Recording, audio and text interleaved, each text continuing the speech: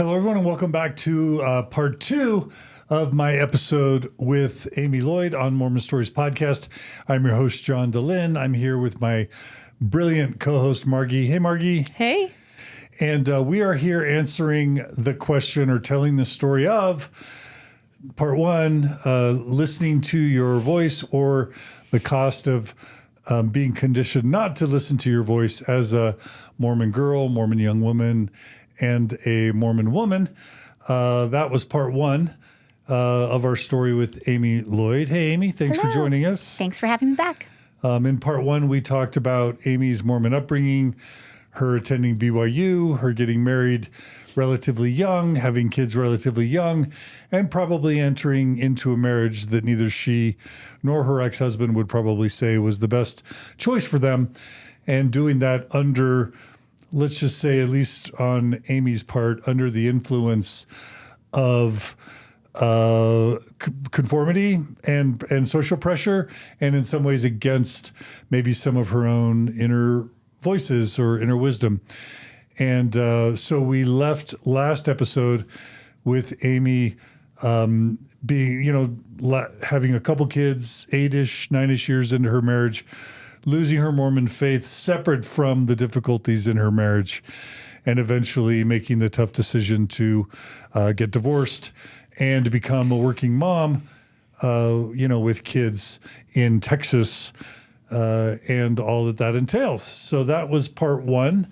And part 2 is going to be covering a much needed, much requested topic, which is, what do you do when you are divorced from your believing Mormon spouse? You're no longer a believer in Mormonism or a high demand religion, and yet you share children, and the metaphorical tug of war that potentially ensues when the believer is trying to raise the kids faithful Mormon and the non-believer maybe feels a little harmed by parts of their Mormon upbringing. And in Amy's case, I'm guessing there's going to be themes about teaching your kids to listen to their inner voice versus ignore their inner voice. Yeah. And that's where the theme from part 1 is probably going to come in to the parenting discussion in part 2. Yes. So that's my intro. Amy, anything you want to add? I like it. Nope, that's good. Okay. All right. So thanks for joining us. Check out part 1 if you haven't yet. I think you'll benefit from it. And so where we left off, you're in Dallas. You're in Houston. Yeah, outside of Houston. Outside of Houston. Mm-hmm. Go Katie. Go Katie. Where I grew up. We didn't mention that last episode. Yeah. No, that's right. And you get a job and you start pursuing accounting. Yep. With 2 young kids. Yep. As a divorced ex-Mormon. Yep. Single mom. Yep. I really quickly, we talk a lot about how high demand religions and Mormonism specifically can wreck marriages and leave women particularly in the state of being divorced and without the education or career to really help them land on their feet, and how terrifying and difficult that could be. Yeah. And last episode, we talked about how lucky you were that you pursued accounting, had some accounting experience. Yes. Which enabled you at least to land on your feet a little more than probably the average Mormon woman who's divorced would be able to. Definitely. Yeah. Yep. I've had friends who've had to go back to school for their bachelor's and kind of start all the way over that way. So I wasn't starting completely from scratch. I did have a really marketable degree. I had some work experience with a Big 5 accounting firm under my belt. It was, out of date. I'd had 5 years where I had a break in my resume, but it definitely could have been a lot worse. I am very grateful that I had that part in place. I kind of decided at first that, maybe now that I am listening to myself, maybe I do want to go back and pursue medicine. And I thought, with 2 young kids, med school is probably not in the cards for me, but maybe I can go back and get my nursing license. So I actually started taking some prereqs to eventually maybe go back to nursing school. And it just got to be too crazy with working full time and being a single mom and all of that stuff. And I just had this moment where I was like, you know what? I have a good job. I don't need to make my life this. It's crazy enough without that added pressure. So I did a number of prereqs and then decided to kind of put that on hold and indefinitely, I guess. I haven't gone back and done that. And I guess that is one of the, one of the consequences is that, yes, could I technically at some point, and some people do, some people will after raising kids or while they're raising their kids go back. And I've known of people who've gone back to med school after raising their kids, and that's great, but it's not without other consequences, right? Like now I have 3 kids to put through college themselves. And now I have, there's not a right time to do that. And, people sometimes are able to, and that's great. But as a single working full-time mom, it was not practical for me to do that. So I kind of put that on pause and started leaning into my accounting career. And so this is where the rubber meets the road on a topic that causes much pain and difficulty for people that we have not covered on Mormon Stories. And that's, your divorce coincided with your loss of Mormon faith. Mm-hmm. You felt harmed by some of the dynamics, specifically around silencing your own inner voice. Yep. And so you're going to want for your kids something very different, but you're still believing ex-husband is going to more than ever probably want them to follow the iron rod. Right. And that can cause and we're not going to ask you to talk about divorce or legal stuff, but I get people reaching out to me all the time where when there's deliberations around custody, the conditions around custody, there are all sorts of ways that this can get complicated. I don't know if you know this, but in Utah, particularly complicated if in some ways the legal system is stacked to favor the believer. Right. And specifically a believing woman, where sometimes the non-believers feel discriminated against by the legal system because of their non-belief. I don't know if in Texas. Yeah, it wouldn't be like that in Texas. Thankfully, there's not a bias toward Mormonism, but yeah, I have heard of that myself, and I'm grateful that wasn't something that I had to contend with, at least in that way. But yeah, it's really tricky, and it's tricky for everybody. And I have compassion for my ex-husband on this too, because I can imagine that was frustrating for him, that he had always planned to raise his kids Mormon, and now there's a wrench thrown into that. And I can appreciate how that would be frustrating, and obviously frustrating for me too, and tricky for the kids, and having, to navigate all of that. So it's really just a tricky space for everybody, for both of the parents and for the kids. So it was really hard. As far as the legal aspect, when we got divorced, we did not have, I know that people sometimes do add things into their custody agreements, their legal agreements. In our case, we ended up just doing the standard language around religion, which in the state of Texas just says that each parent has the right to direct the moral and religious training of the children during their own periods of possession.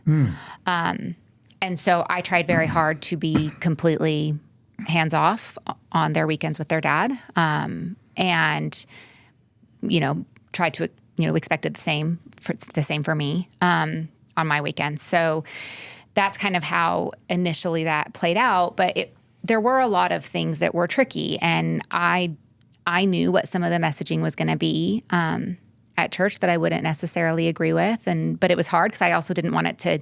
I never wanted to quiz the kids about what they learned at church, or I didn't want to make it hard for them at all, and I didn't want to make it feel like they were having to report anything back to me. So it was hard. A lot of it I just had to kind of sit back and be like, okay, we'll just kind of see what happens, and I'll do the best to direct their moral and religious training during my periods of possession, and let their dad do the same.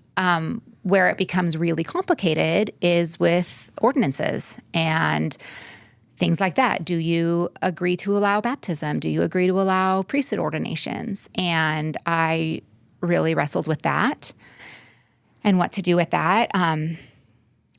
Initially, I decided to not pick that battle. And so I decided to agree to allow my older son to be baptized, even though in reality, I think that's more of an adult decision to make.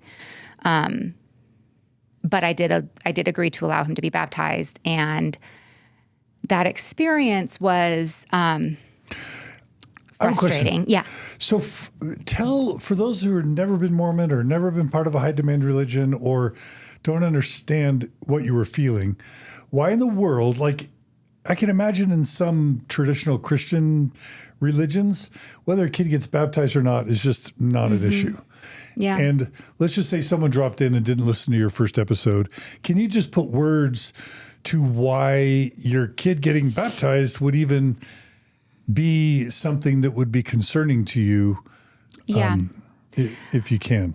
A couple of reasons. Number one, and I didn't really have this language at the time, but informed consent is an issue. And so I feel like when you have a high demand religion, baptism is depending on who's talking, right? Like some people take it more kind of literally than others, but there can be a lot of pressure to then follow the path all the way through. If you've made this decision to get baptized, then by nature, you're going to need to make the decision to be ordained at age 12, to be ordained to the next level at age 14, to be ordained to the next level at 18, and then to go on a mission. And it feels like there's very much, especially I think for boys, there's very much this expectation that's wrapped up in it.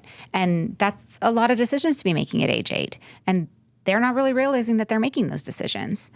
And I also worried that I worried about the pressure that he might feel from some members. I'm not from all. I'm sure people do it differently, but I worried that that the kids would end up feeling a lot of pressure that because they made the decision to be baptized, that meant that they had to do X, Y, Z as well.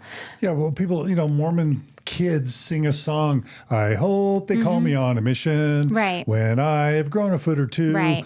That's, from a Mormon standpoint, it's just righteous teaching.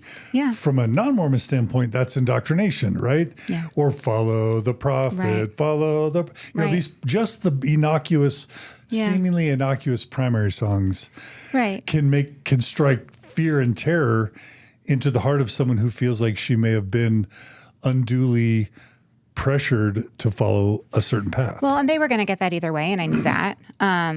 And I had to trust that it would be handled well. Unfortunately, I happened to be really good friends with the people in the primary presidency at the time, and we remained really good friends. And I had a lot of support from them. I have a really great group of friends whose friendship we maintained after the divorce as well, and even to this day, to the point, and they're so supportive that to the point where, someone in the ward at one point called them Amy apologists, because anytime a rumor would be started at church or someone said something negative about me, they would step right in to correct it and say, no, that's not true at all. Or they were very defensive of me and always very quick to make sure I knew about everything that was going on, make sure that I knew when the primary program was, make sure I knew when my kids were giving a talk. And to this day, we call ourselves the Amy Apologists, and we've just kind of shortened it now to the AAs, but that's what it stands for. And it stems from those early days when they kind of saw me, by a couple of people being kind of unfairly treated. And they stepped right in and wouldn't allow it. And because of that, I don't feel like I had a whole lot of fear around the messaging that my kids were getting in the early days, just because I was very comfortable with the people that I knew were teaching them. I see. Yeah. So that was really helpful. Yeah. And that almost seems also fortunate, because I can imagine in another scenario in a conservative religion like Mormonism, if there's a divorce and one of the two partners leaves the church, then there's going to be all sorts of assumptions. Was there infidelity? Are they wicked? Are they worldly? It's clearly the person who stays in the church is the righteous one, even though we know there's a history of all sorts of types of abuse in and outside of Mormonism. There might be a default assumption in the ward that the person who's no longer there is the wicked one, right? Right. Or the one to blame. And there probably was some of that. But my friends were wonderful in making sure that if it came across their ears, they didn't let it stand. And they made sure that people knew what the actual situation was. And I am very grateful for that. When you say when there was some of that, you mean gossip? Yeah. Okay, yeah. Or incorrect things being said about me, or assumptions being made that weren't true. That's things amazing. like that. Amazing. I love these women so much. They are the best friends. And still to this day, they are lovely, lovely humans.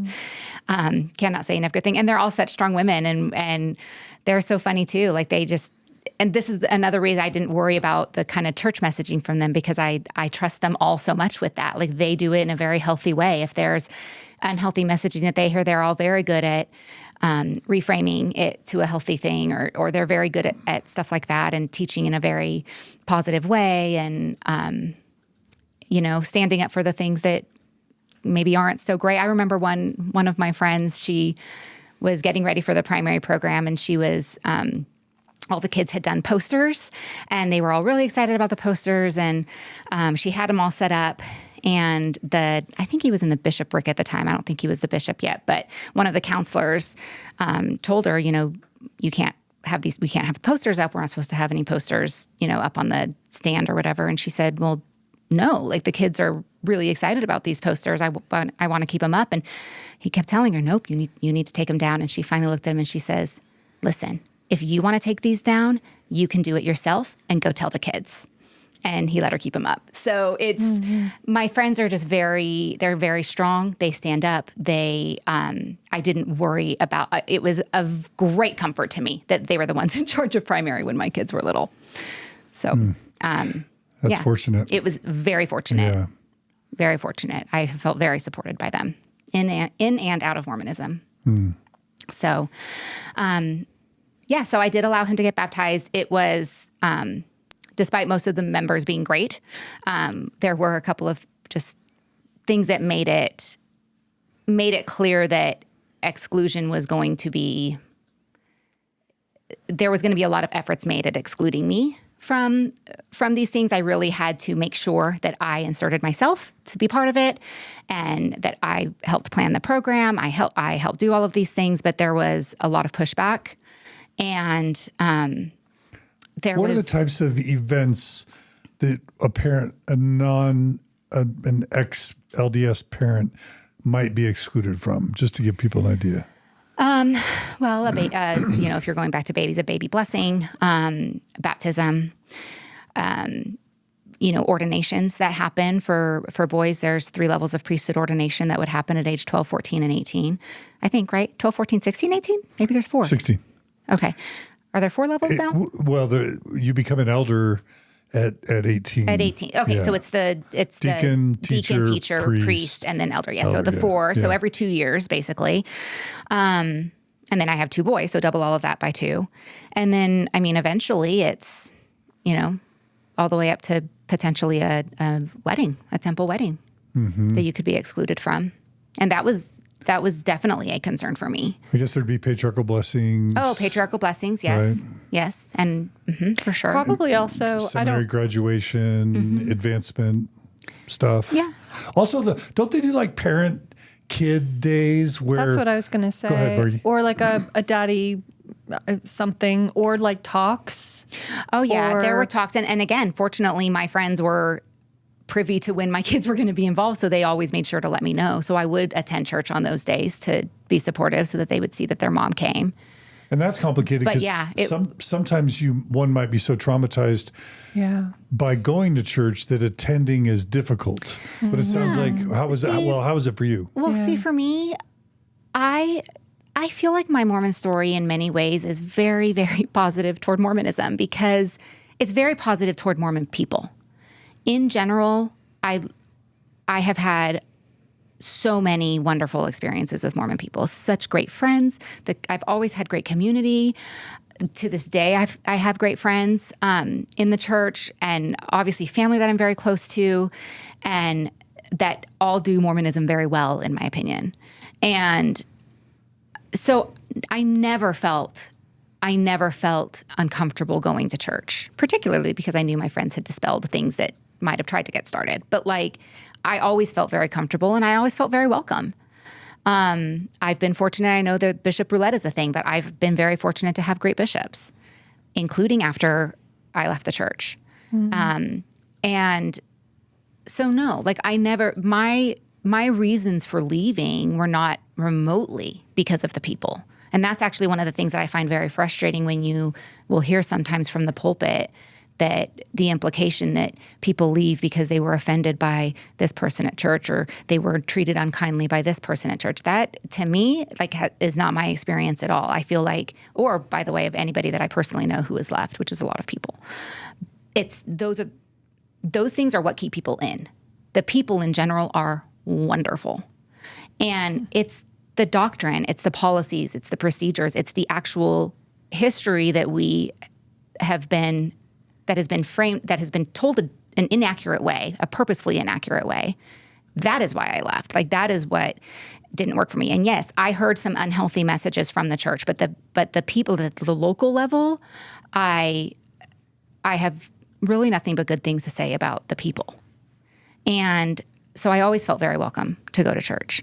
Having said that, yes, you're right. The talks that are given are sometimes not my favorite. I just don't agree with a lot of the doctrine or policies or practices anymore. And I do find some of those harmful. And then of course that trickles down into what people believe on the local level. So there is that. But as far as like a friendship community aspect, I love it. I love the people there. So I felt comfortable going. I didn't feel traumatized by going. But I did feel like with my child's baptism that there was definitely efforts made at kind of excluding and keeping me on the fringes of it. And I just felt like I tried very hard to kind of keep that out of my kids' sight. And I think I did. But I made a decision there that I wasn't doing this every 2 years. So yeah, I just felt like with the baptism, it ended up being where I felt like I was having to really make efforts to be included in it. And I didn't want that to have to be something that happened every 2 years with every ordinance, with every something that was happening. And I was uncomfortable anyways. It was my preference anyways for them to be 18 before they made these decisions. I felt like, especially in a part member family, that was something that they should decide on their own when they were old enough to make that kind of a decision. But I felt like I was kind of, trying to just pick my battles and make things amicable. And so when it wasn't necessarily amicable anyway, I decided, you know what, let's just put a boundary in place and say no more ordinances after this until the kids are 18, and then they can make their own decisions. So I always tried to really support and go to any events that I was aware of, but I decided that I needed to not do any boundaries. Any ordinances. This is a really interesting topic now that you're bringing it up, because so the church has precedent for not baptizing children. The 2015 policy, right? That's the first thing that came to my mind when that policy came out. Tell people what I was going to say. So in 2015, and the church had a policy, the gay exclusion policy, I guess, for lack of a better term. I'm sure that's not what it's actually called. But where they said that after same-sex marriage was legalized. After same-sex marriage was legalized, yes. They made a policy where children of same-sex couples could not be baptized, even if both parents gave permission. They could not be baptized until they turned 18. And the reason they gave for it, and until they then denounced their homosexual parents' lifestyle or marriage. And the reason they gave for it when they got pushback was that it was actually a kindness for the child because it didn't put them in this position of having to choose.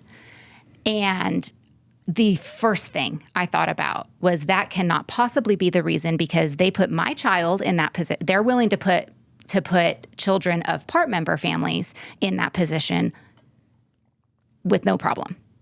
They don't see that as a problem. And that was the first thing that I thought about when that policy came out. Yeah. It's kind of disingenuous for them to use that justification. Yeah, absolutely. and there are things that are kind of built in for part member kids that are exclusionary for them. Like because I wanted them to be 18 before they decided to do any more ordinances, they weren't able to do youth temple trips, because if you are a male member of the church, you can only even have a youth temple recommend if you have the priesthood. And so they weren't able to do that. They weren't able to pass the sacrament. So that was hard. I would say that that's definitely one of the things that I wrestled with, because I don't want my kids to feel excluded at church, but at the same time, like I also don't want to do something that I didn't feel was right. And I really did think it was important for them to be able to make these decisions for themselves as an adult.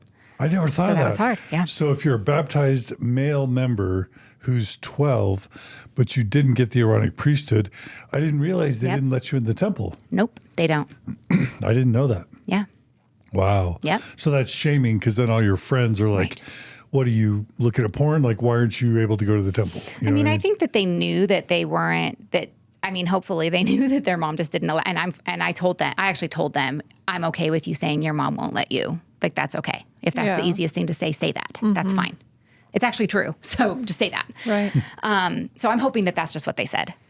But yeah, it was a problem, and it actually ended up becoming a further problem, and it ended up becoming a legal problem because my ex interpreted that as me infringing on his rights to direct their moral and religious upbringing. Because, well, and again, I'm trying not to speak for him too much. This is my interpretation of why he did this. Because he wasn't able to take them on temple trips when he wanted to, even on his own periods of possession, because they weren't ordained. It got to the point where a legal deposition was actually held, and both of our bishops in our respective wards were called to testify in this deposition over it. And I, again, feel very fortunate because both bishops were very loving and very supportive, and were very clear during the deposition that that is not a rule that I made up, that was the church's rule that they couldn't do temple trips. I wasn't trying to keep them from anything. I just didn't allow the ordinations to take place until they were 18, and that was my right as a parent. So it turned out okay, but there was a lot of legal stress around that issue. So yeah, it is tricky. Mm-hmm. It's tricky parenting kids when you guys are not on the same page. It's hard. And again, this is mostly for the never Mormons, but Mormonism's like a funnel.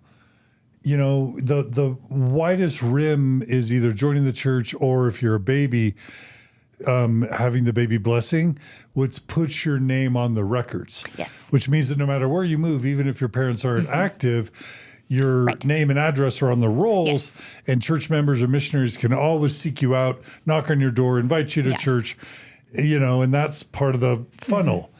Yes, but I purposefully wanted to keep my name in there because I wanted my kids' records to be attached to mine. I wanted to make sure that I was always going to be privy to whatever was going on. So yeah, but that's for the opposite reasons that the church would want someone to stay a member. But I mean, there's nothing wrong with that. That's great. But what I'm also trying to get at is baptism becomes the next part of the funnel where you have to make covenants and you make promises. Right. And as soon, you know, the church, especially in 2023, is really into this covenant path thing where it's like, why should you not leave the church? Because you made a covenant not to leave the church. And when did you make that covenant? When you were 8. Exactly. And by the way, when you're 8, do you realize that you're committing what it means to say you're committing 10% of your income for the rest of your life, that you're committing to only marry a Mormon, that you're committing to give 2 years of your life in mission service. Right.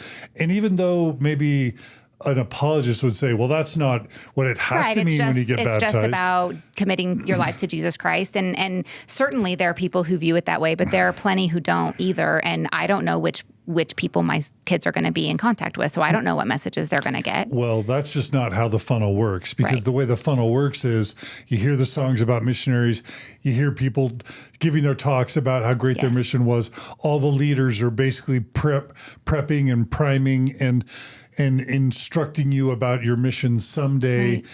And then also about eternal marriage. And you're hearing, just like you got messages about motherhood when you were a young girl, they're going to, in the funnel, they're going to be getting messages in youth about what is an eternal family? What does it mean to get an eternal family? Right. What do you have to do to get an eternal family? Yep. You got to pick a Mormon, marry him in the temple, get your endowments, live worthily. Right. And like we talked about, those messages, even if Amy's home, non-Mormon Amy mom is home, neutralizing the messages that her kids are receiving when they attend church, there's the conscious and then the unconscious. Right. And your kids are going to be getting the indoctrination about missions, temple marriage, BYU, Right. that non-Mormons are less righteous and less worthy than the active faithful Mormons. Right. And that's going to be that pressure, that social conditioning Right. that acts like a funnel to where when they get to be 18 or 19, oftentimes those decisions have already been made Right. 10 years prior. Yes.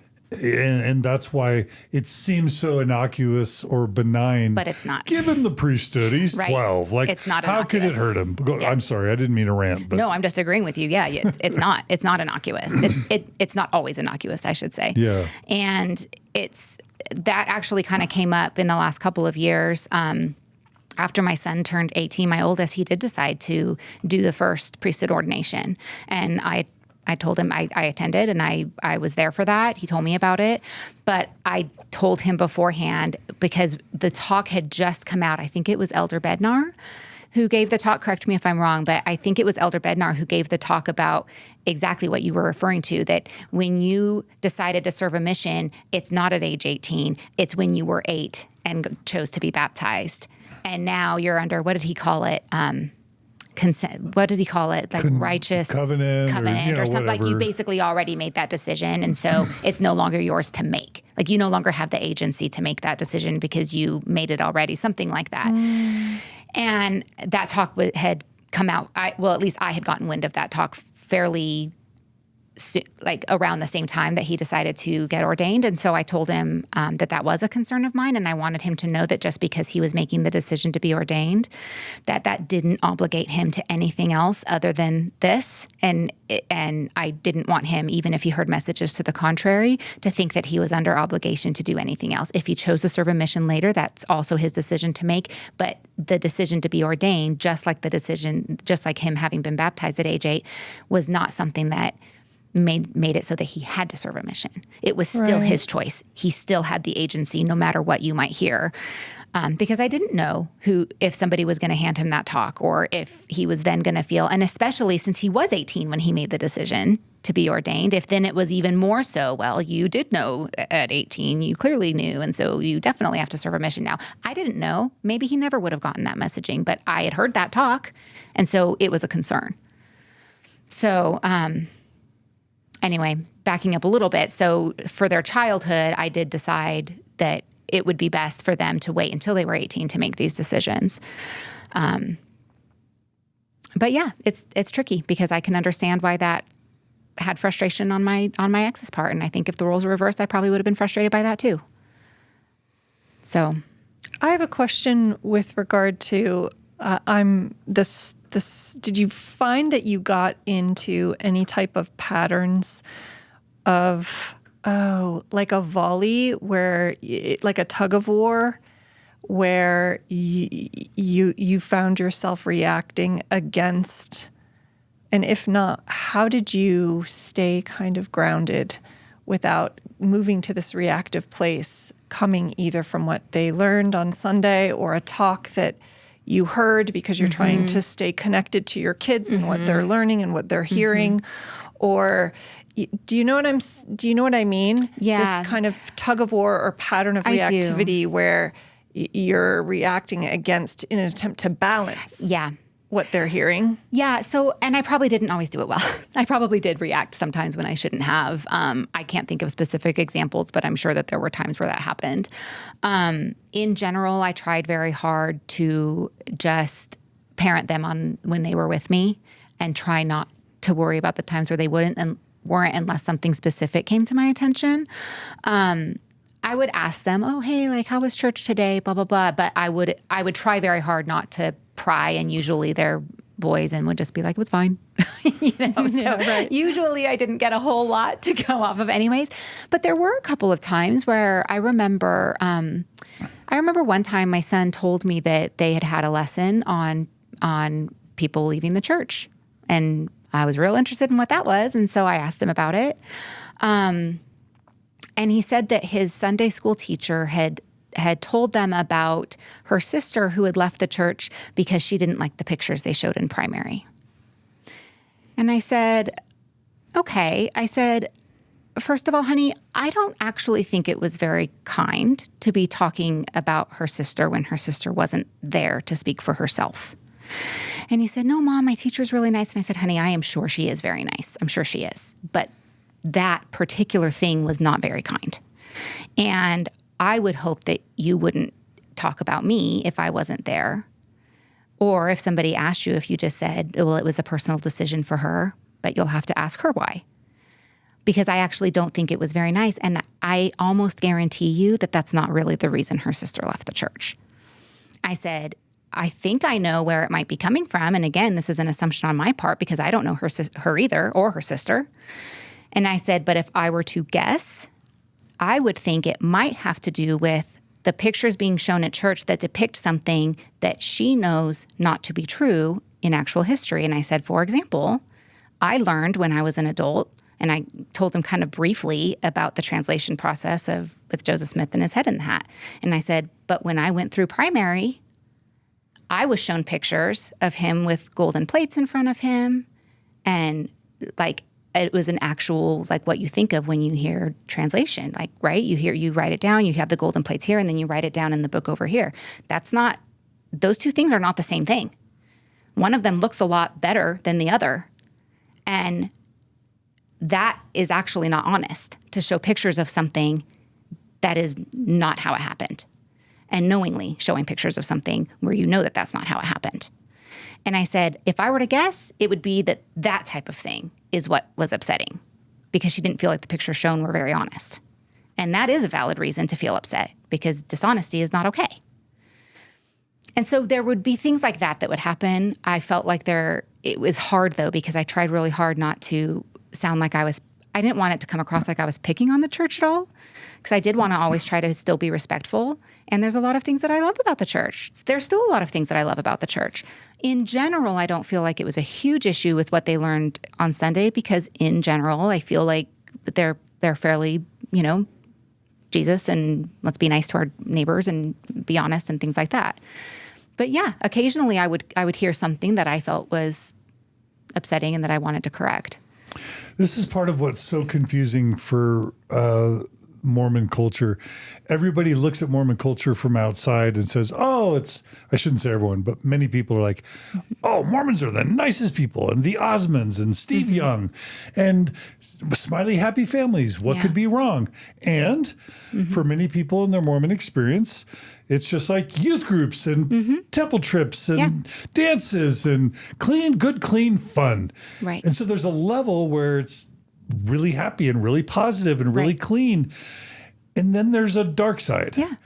And do you want to share as a non-LDS parent some examples of the dark side of what your kids could be exposed to that could turn really toxic, if not deadly?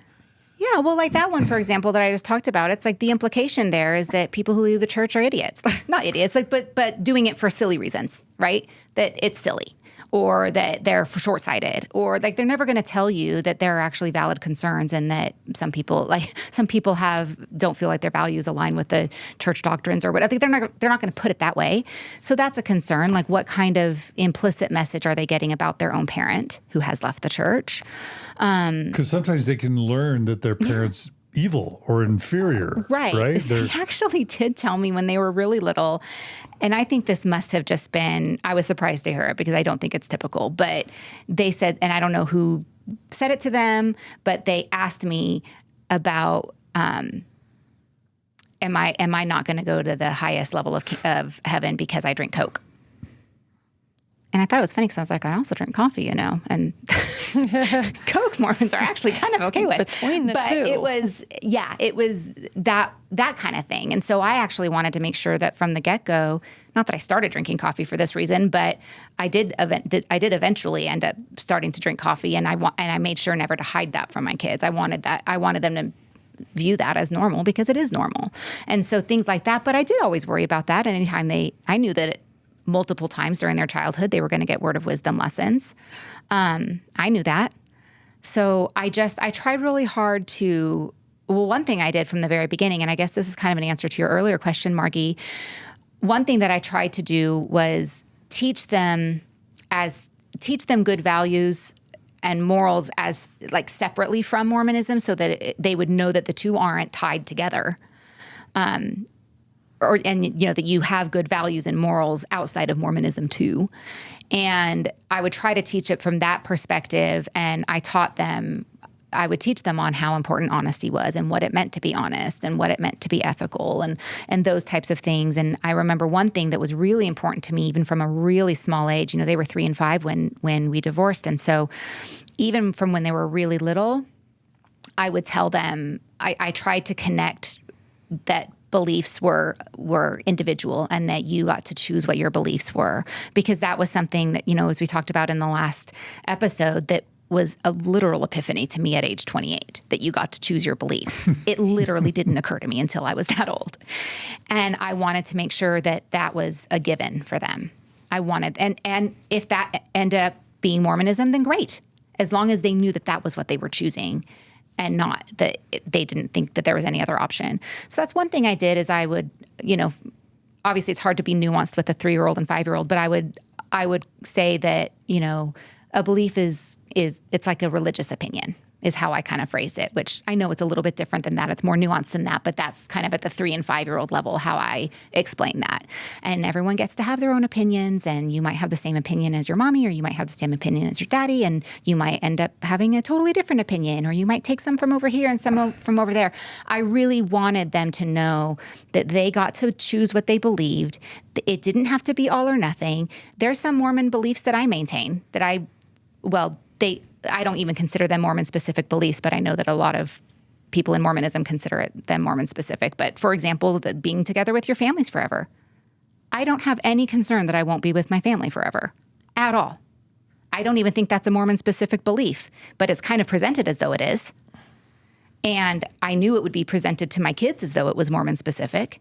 And I wanted to make sure that they did not have that fear, not only that they aren't going to be with their mom forever, but that they would only be with their families forever if they chose to stay Mormon. I did not want them to think that. I don't think that.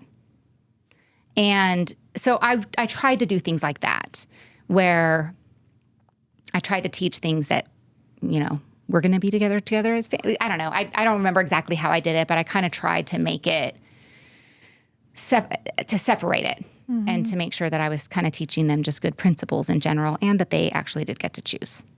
So if it's okay, can I just list some of the Mormon teachings or doctrines that I think, or practices that potentially are toxic? And I'm going to just name it and then have you explain it from a non-Mormon parent perspective, and we'll just go back and forth. It'll be like a little lightning round. Is that okay? Yeah. Okay. So I'll start with law of chastity / modesty. Oh man, you're really starting with a doozy. Yeah, that one is one that I kind of specifically sat them down with. I sat them down with. What's the teaching for Never Mormons? What's the teaching, and how can it become toxic? So the teaching is very much that there's no sex of any kind before marriage. Including masturbation, including more for girls, I guess technically for both, but it more often happens with girls, like the dress and dress very modestly. Meaning, short shoulders covered, knee length things. And of course, this is also an area where, depending on Shoulder the member, purse straps. yeah, yes, no crossbody bags. Did we talk about that already? Yes, we did. Yeah. Okay. No, and obviously that's something that individual members do differently, right? So there's a wide range of what you'll see. But as far as like the Strength of Youth pamphlet, for example, is where they'll kind of get this from. And it says right in there, I don't know if it does anymore. I know they recently changed it. But, when my kids first had it, it specified in there, it said that homosexual activities, I don't remember how they worded it, but it basically said that are not of the Lord or are not okay or not moral. However they worded it, I actually sat them down specifically and said, just so you know, I do not agree with this at all. Like, some of this is great. Yes, you should listen to good things. You should surround yourself with good things. It's not like all of it is, bad advice. A lot of it's great advice. But there were a couple of key things in there that I wanted them to know that I did not agree with, and that was one of them. So I did kind of try to do that. I remember a few years ago when Elder Holland gave that talk at BYU about the musket fire, I specifically talked to them about that and how I did not agree with that. And for those who didn't hear that talk. So that was a talk that he delivered at BYU where A Mormon apostle. Yeah. Where he basically talked about how we need to be more vigilant about, the crux of it was that we were getting too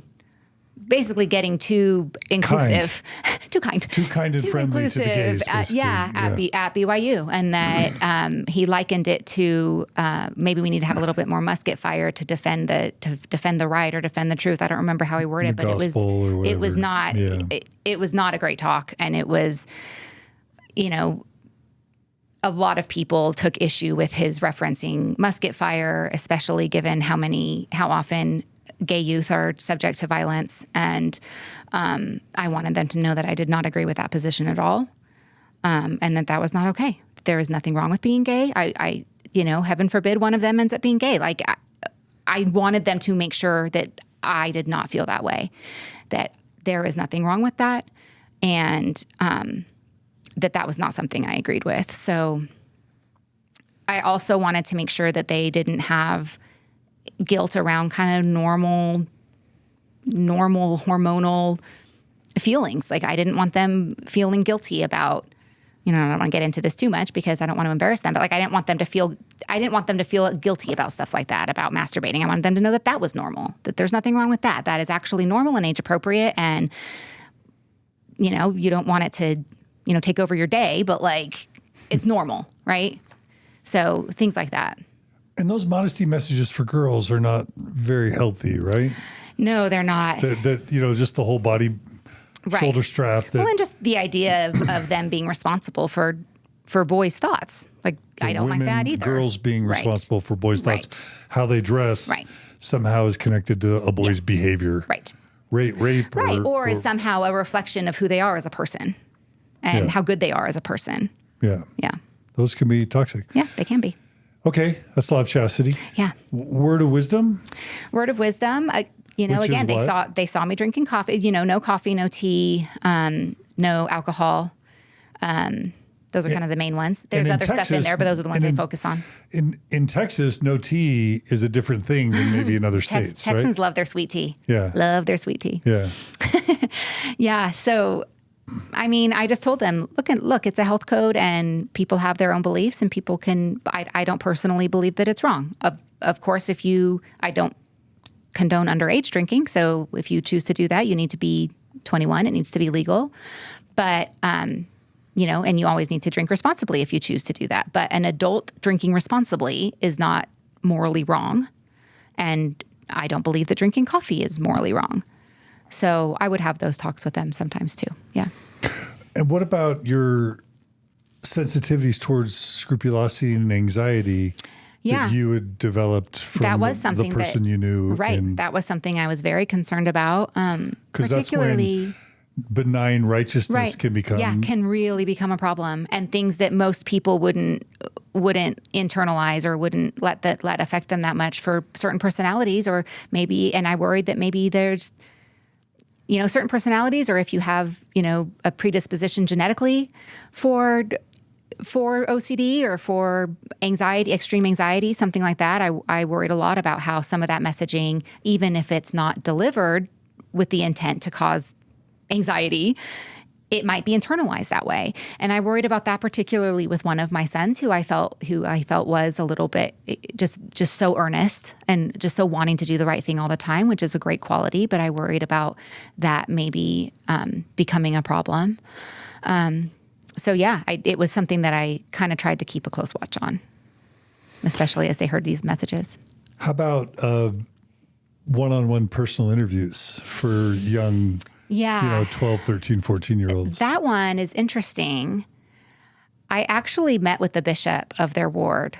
I asked for a meeting, and he was wonderful. What's the tradition before you talk about that conversation?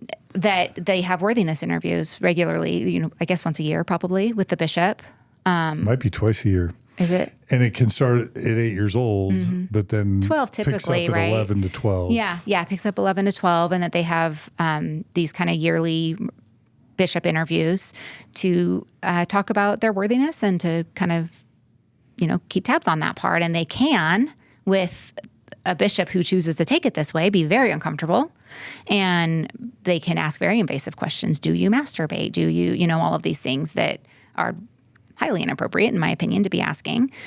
So I actually did Especially meet with... in a one-on-one adult with a 12-year-old girl kind of context. Yeah, or a 12-year-old boy, either way. Yeah. So I did ask to meet with the bishop, and I had a long conversation with him, and I just said, look, I know that part of the bummer part of divorce is that you do lose control of what happens with your kids half the time. You just do. And it's a bummer, and it's part of it. And I said, I know that. And I know that there's nothing I can do about that. I'm asking you to please not ask those invasive questions of my kids. And I would like to have no questions on masturbation and law of chastity stuff. I don't think it's appropriate. And he was very kind, and he told me that he would keep his interviews high level, and that he would not delve into that. So I'm hoping that is what happened. I think it is. I don't think that there have been any interviews like that with my kids. I of course don't know for sure, but that's how I handled that. I actually requested to meet with the bishop and asked him specifically not to go there with his interviews. And he was happy to do that. Margie, I want to let you give her a chance to respond to any teachings that might come to your mind, but I don't want to put you on the spot. There is kind of a history of teachings around race that some of that doctrine is still very much present in the Book of Mormon, the Book of Moses, and the Book of Abraham, and the Doctrine and Covenants. Do you want to talk about race in Mormonism at all? Yeah, I don't remember the context for this or why it came up, but I do remember showing them the verse in the Book of Mormon that talks about black skin being a curse. And I told them that that's absolutely not true, that that's absolutely wrong. And they were like, yeah, that's not okay. So I again just made sure that they knew that I knew that I did not believe that I didn't think that was true, that was right. And they said that they didn't think that was right either. So and again, I don't know how much that verse is probably skipped over a lot, and I would guess now, but it is still in there. So. Yeah, for sure. Yeah. The whole curse of Cain thing is in every scripture Joseph Smith produced. And I guess I don't know for sure. I haven't been to church, at least not except for, when my kids are doing something, in 15 years. So I don't know. Maybe they don't ever talk about that anymore at church. I don't know. I'm hoping that they don't, but I do know that it's there. And if they're reading their scriptures on their own, they'll come across it at some point, right? It hasn't been taken out. So. Yeah. Okay. I don't like that one. I'm noticing how often in your descriptions, your inner voice is, showing up as advocating for your kids. I just want to say. Thank you. Which is it's really amazing to see. Thank you. I think they thought it was annoying sometimes. Yeah.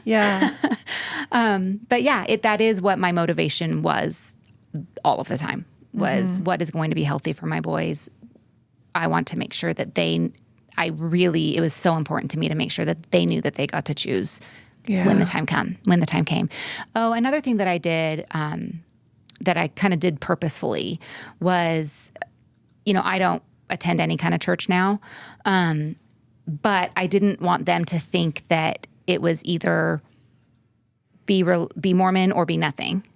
And because people have different levels of interest in being religious, and particularly with one of my sons, he has a high level of interest in that.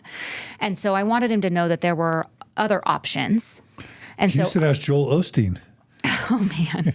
I specifically did not want to take him to Joel Osteen's church, although my office building is right by his chapel. It's like like we share a parking garage. Yeah. So I am. Chapel? That's modest. Or church, yes. His Mega giant mega auditorium It used church. to be where the Houston Rockets played. Yeah. That's what his that is true. chapel is now. Yeah, exactly. Well, my office building is the tall building right behind that. So It used to be called the Summit, by the way. yeah. Back when I was in Houston. Yeah. So I have not been to one of his sermons, but that is not the one that I chose to take my kids to. I found a non-denominational church in Katy, and we would go not every week, but regularly. I would take them to that church so that they would just know that here's another option. There are other options out there if this doesn't resonate with you, but you want another kind of church. So. Okay, so one other question that comes to mind for me is around the theme, listening to your inner voice. And I know this is a theme for you. I think oftentimes in high demand religions, definitely within Mormonism, there's this idea of you're listening to other people. It's a very external relationship as opposed to kind of that idea of listening to yourself. So I'm curious, how did you provide moments for your boys to practice that or to exercise that? For me, it's coming up a little bit in giving them a choice, just allowing them to know there is a choice allows for them to actually have a feeling, to weigh different things and hopefully to notice kind of what they feel. But I just wanted to touch on that because I do think that is something that is different that you're offering likely than, say, a traditional Mormon upbringing. So do you want to speak to that at all? Sure. I don't know why this is the first thing that popped into my head, but the first thing that I thought of was around seminary. And it almost seems opposite at first because I actually didn't allow them to do seminary when they were home with me. And so they ended up going half the time and then doing home study on the other parts. And so that almost kind of seems like I'm not giving them that choice. But the way I talked to them about that was, listen, I don't agree with a lot of what I know is going to be taught. And so you are free to do what you want when you're at Dad's house, depending on what he agrees with. But when you're home with me, we're not going to do seminary. But is it the indoctrination elements of seminary? It's the indoctrination elements, yes. Yeah, because that's the indoctrination. I mean, other than the mission, it's hard to beat the indoctrination of seminary. Right. Yeah. And maybe that's partly why I ended up ultimately being able to, because I didn't go to seminary, because that was one thing that my parents at the time, I grew up doing music and I was in the jazz band. I played the piano in the jazz band in high school and it met before school. So it was a choice for me to do jazz band, which I really wanted to do, or to do seminary. And we inquired about doing home study and they didn't have that at the time or wouldn't allow me to do it at the time. So yeah, I don't know. Like maybe things would have been different had I gone to seminary. I don't know. But maybe this is a PSA for Mormons listening to make sure their kids do go to seminary. Or maybe you would have felt more strongly if you had gone. That's possible too. Because I was taught that black people were less valiant in the pre-existence, and that's why they were given black skin in my Katy Mormon seminary ward. Yeah, that's actually a good point. So it's possible that I would have come across some things that rubbed me so wrong that I kind of came to my conclusion sooner. That's a good point. I do know from a friend of mine was one of the seminary teachers, and she told me that Noah had asked about polygamy during seminary once, and so I kind of did know. There came a point, and it's probably because I don't know. There came a point where they didn't talk to me a whole lot about church stuff. I think they just maybe didn't want to go there. I don't know.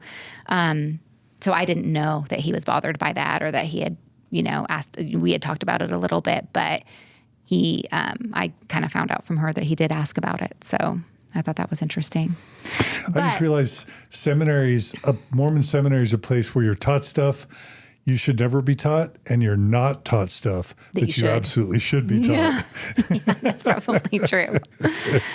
in terms of what they don't tell you that, informed consent, that kind of thing. Yeah.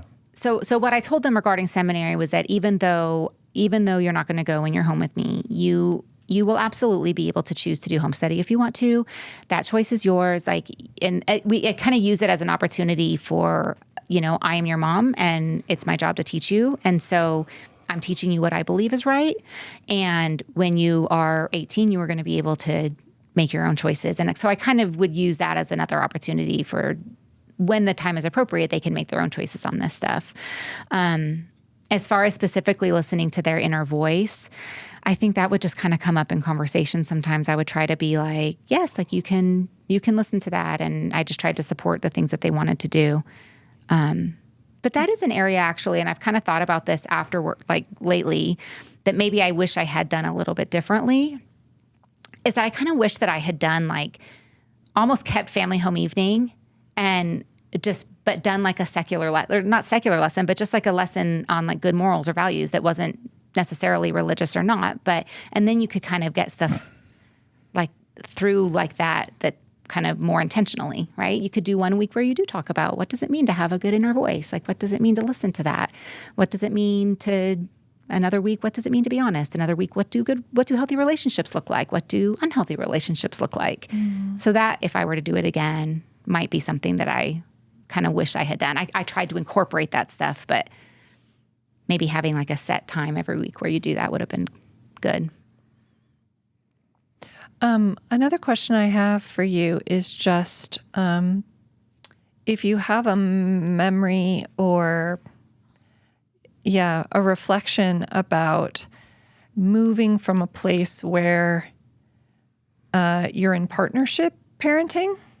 So you're, this is probably a generalization, but let's just say you have someone to talk to if there's an issue coming up with your child, or that there's this sense to I'm a little bit alone. It's kind of all on me to figure this out. Yeah. That shift from being in partnership to kind of on my time when they're with me, I've got to figure this out because guess what? It's just me. Right. That was hard. I would say that was one of the most challenging parts about this. Because not only are you trying to do all of that with less time than you would normally have, but you're also trying to do it while maintaining respect for what they're hearing on the other side, and you don't want to you're also trying to do it without making them feel like they're in the middle of anything. So there were things that I would let go because just in the effort of not wanting to make them feel defensive or not wanting them to feel like they were in the middle. It was really tricky, and it was a little bit stressful because I felt like I don't have that much time. And some of the things too were things that I didn't really want to have to talk about that with them until they were older because I felt like it wasn't really age appropriate.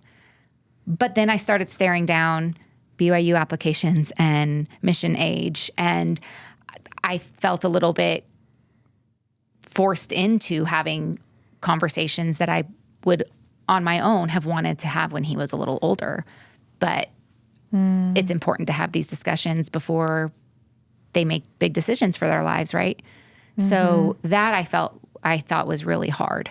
Yeah. And a lot of times, one topic of conversation bleeds so easily into another and kind of spider webs out into this other issue. And we had a number of conversations that kind of went off the rails and were very frustrating. And so I had to kind of step back and let's take a pause and figure out a different way to do it. Do you want to talk about those or not?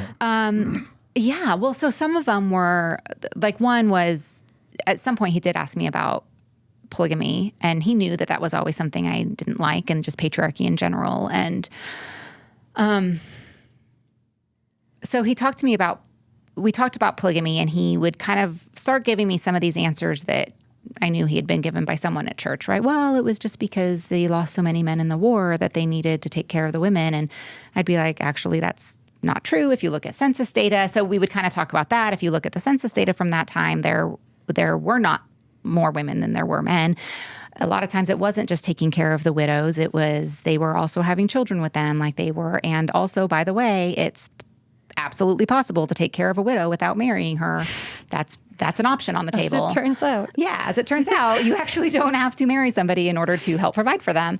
Just things like that. But admittedly, like, I'm very passionate about this stuff. And so it was really easy for me to kind of get worked up and to hear, and this is just me, being willing to say like what I did wrong too.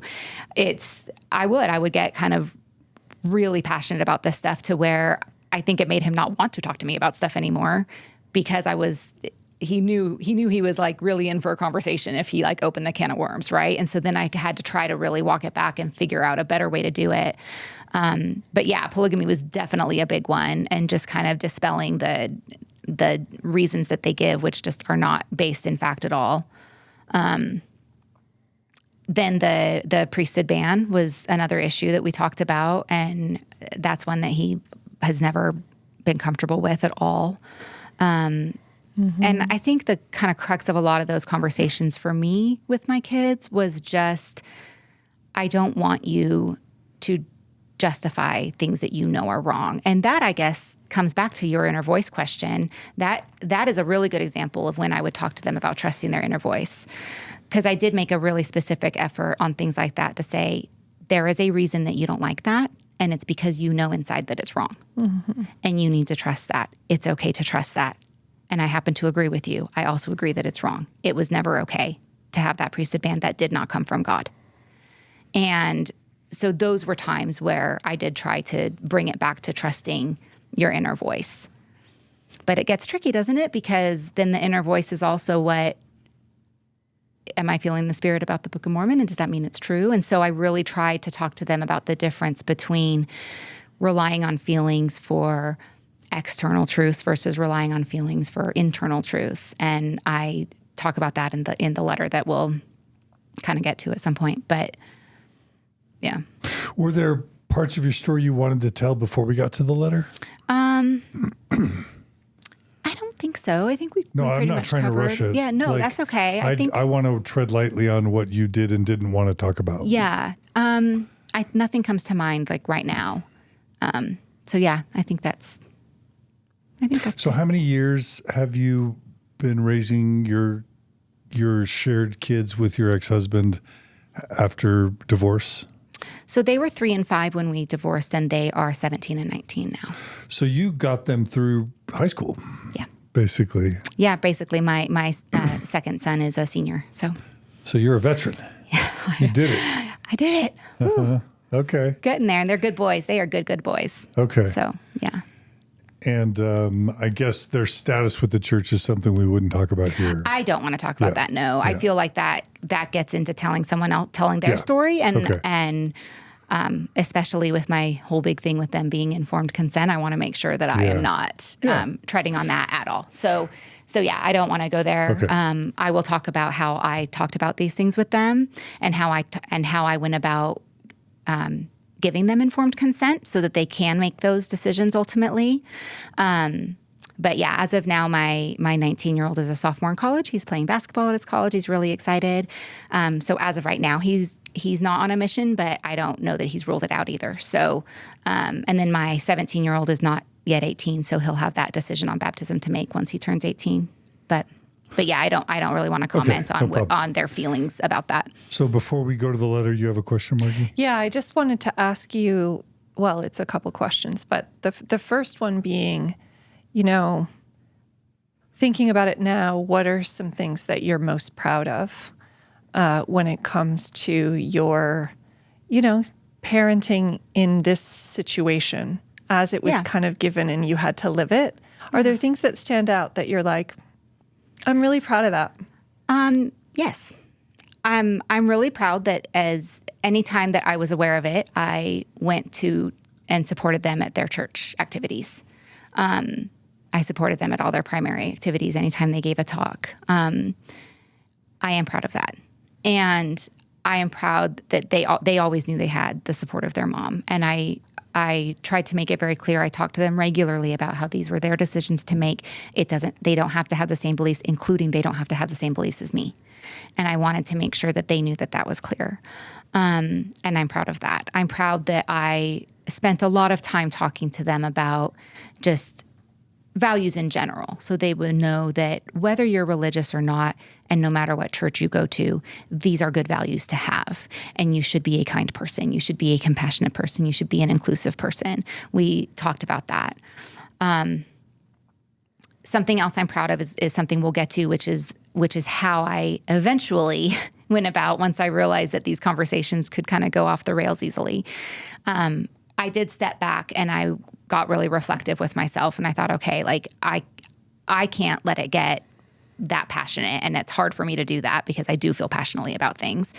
So how can I do this to where I'm still giving the information that I feel like they need to be able to make these decisions themselves while also not making it crazy? And so I came up with a plan to have 30-minute discussions just once a week, 30 minutes a week. And I talked to my son about it in terms of, think about how much time you spend at church or doing seminary.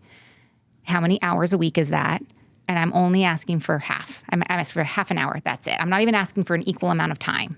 But it's fair for you to kind of hear me out, and I want you to be able to understand why I made the choices I made. It's important to me to have you understand why I made these choices, and you don't have to agree with them. You don't have to reach the same conclusion, but I do think it's important for you to have informed consent, and I taught him what informed consent meant in that context.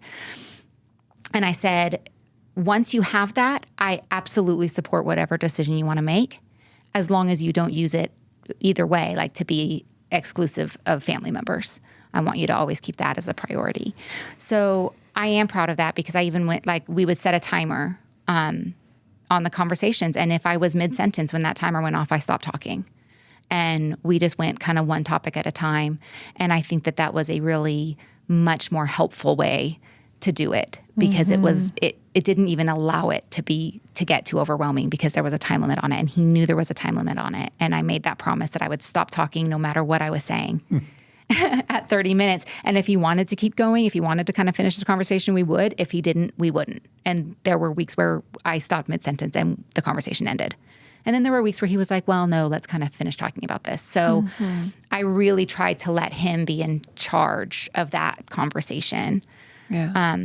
So I'm proud of that. And I also, one thing that one of my kids had become interested in was just researching a lot of different religions, just kind of became interested in that. And he had come across the CES letter, but it was too long. He was like, I don't want to read 150 pages. He was not interested in that.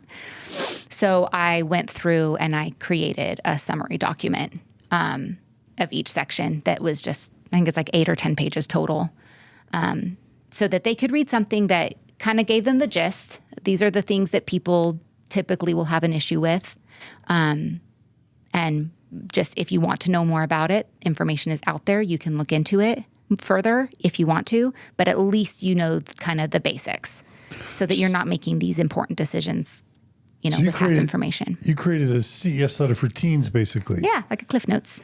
I know I'm going to get hundreds of people emailing me asking for a copy. Whoever wants it can have it. Okay, so you'll share the document with us, and we'll make sure Maven and Julia include that in the show notes. Absolutely. Happy to do it. Okay. Yeah, and I tried to put some kind of teenage examples in there. Like when I was talking about the Book of Mormon anachronisms, I said an anachronism is something that shouldn't be there. That is, like, for example, with the Book of Mormon, like horses, steel, silk, wool, all of these things were not in that time period that the Book of Mormon supposedly took place. People don't normally know that, because we're not historians, we're not anthropologists, and so we wouldn't know that, so we wouldn't think anything of it. But it would be like reading a book that supposedly took place in the 1800s, but all the characters are watching TV and talking on cell phones. You would know immediately that book didn't take place in the 1800s, because there's no way for them to have the characters be doing that. So it's that obvious. It's just that we don't know because we're not anthropologists.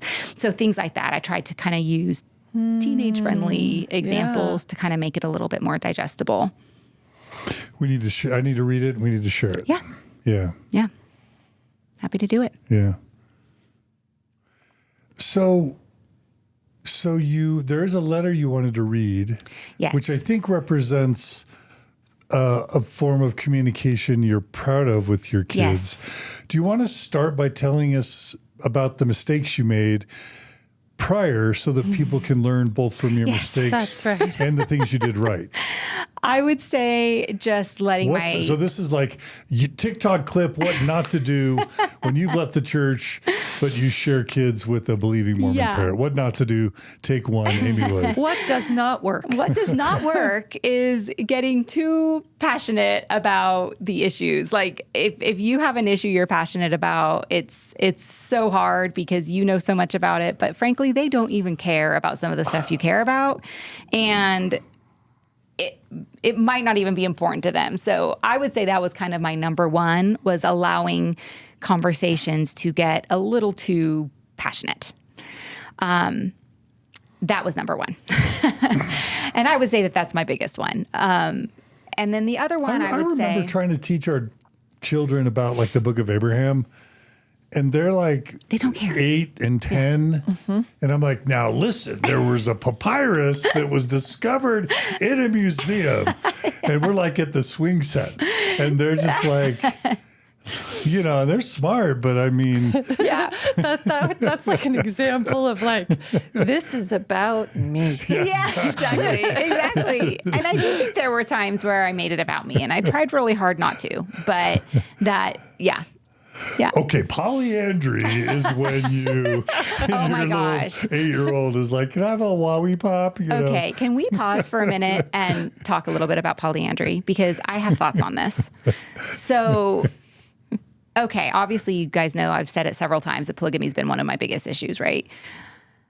What I find interesting, and by interesting I mean really annoying, is I feel like for so many people, they're not okay with polygamy, right? Like everyone's like, yeah, that's uncomfortable. Like they're uncomfortable with it, but it's not deal breaker level for them until they learn about polyandry. And then suddenly that's the deal breaker. And I find that really frustrating because I feel like what that says is that we're okay tolerating it if it's only women who aren't being harmed.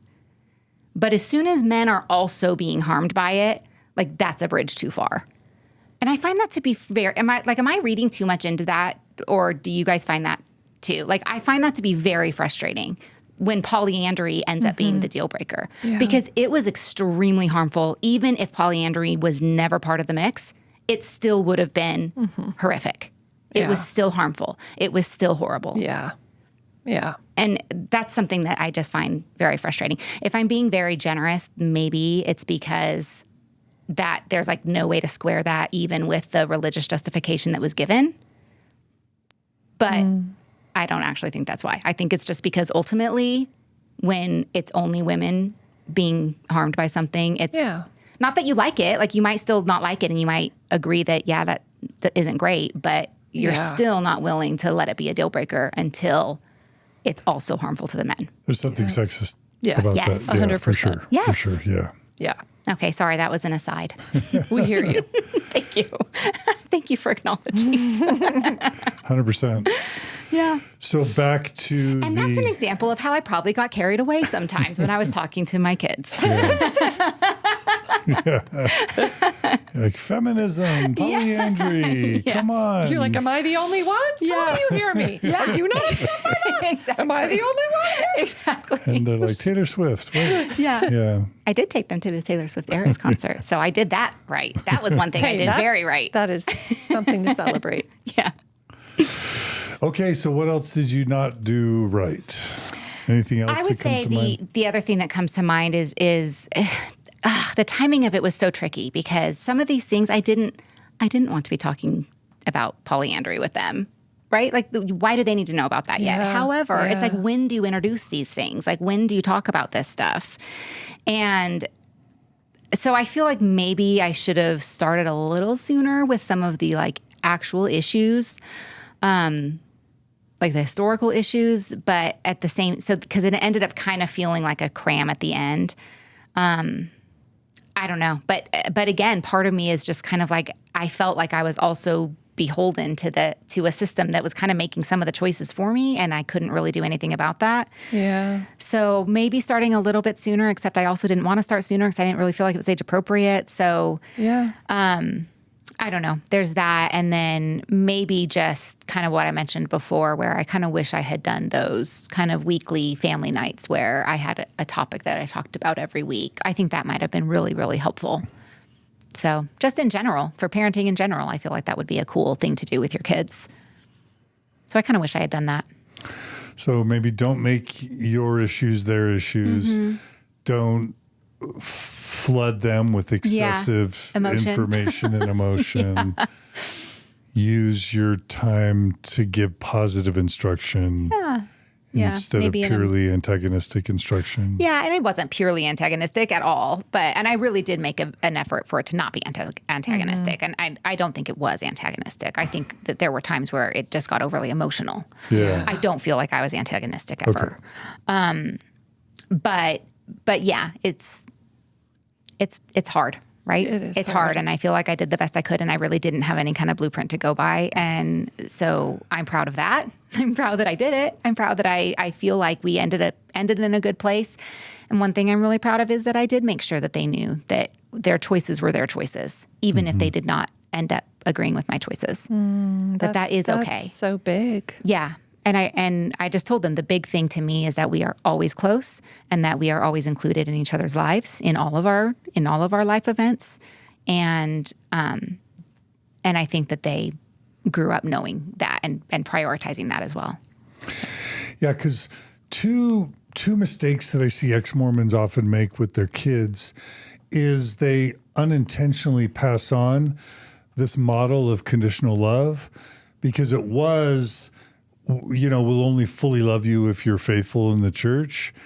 But then it can easily switch to, unless you leave the church, unless you lose your faith in Mormonism and care about all this history and share all the same social justice passions that I share, then you're a disappointment and I don't love you as much. And how is that much different? It's not. Right? In terms of conditional love. So if a kid does choose to go on a mission or get married in the temple, shouldn't they have our unconditional love? Of course I know it's going to be painful. Right. It's going to be hard to be excluded. You're going to be afraid. Right. But isn't unconditional love kind of part one of Eyes on the Prize? Yeah, sure is. Yeah. Yeah. And then the second part is sort of like overcorrecting, where they had too much control. They didn't listen to their inner voice. And so you want to nurture them and have them listen to their inner voice and be self-guided and not be controlled by a high demand sort of system. But sometimes ex-Mormons can just as easily create that on the other side, I think.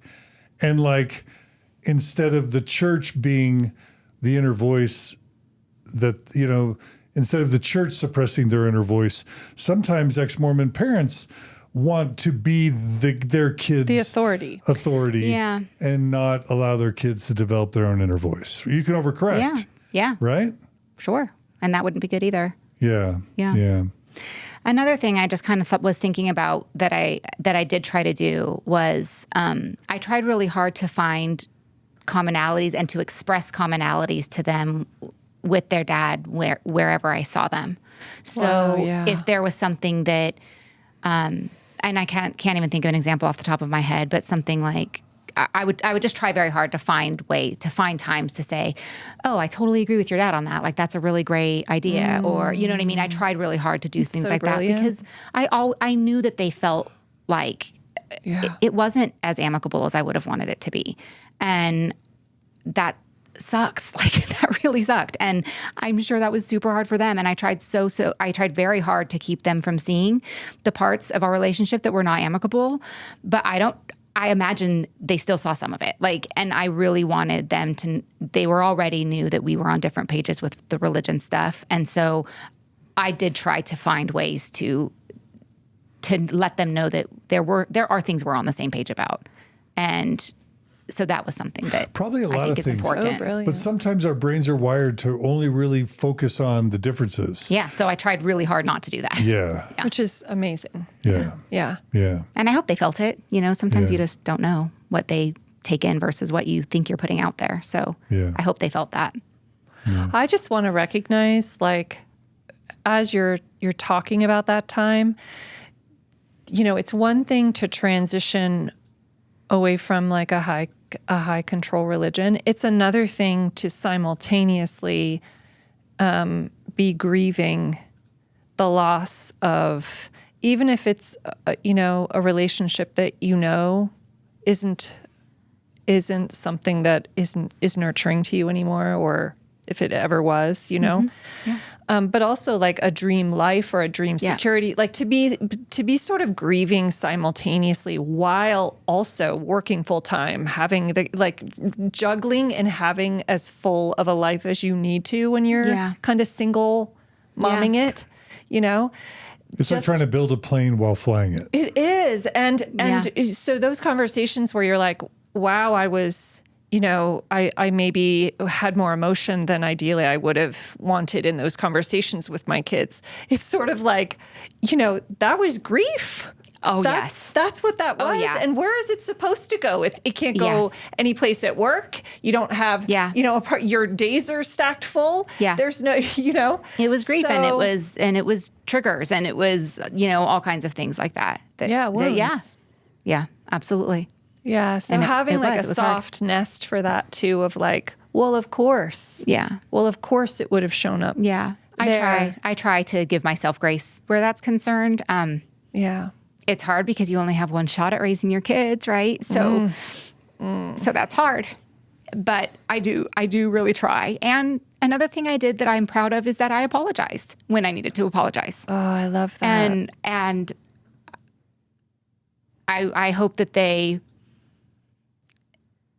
I think that they did. I think that they appreciated that and there were times where I needed to apologize, where I know I probably overstepped. I probably shouldn't have said that. I probably, and I wanted them to know that that was okay to do that. So it's okay to is what apologize when you this mess is up. what It's that okay to looks mess like. up. Yeah. Yeah. Right.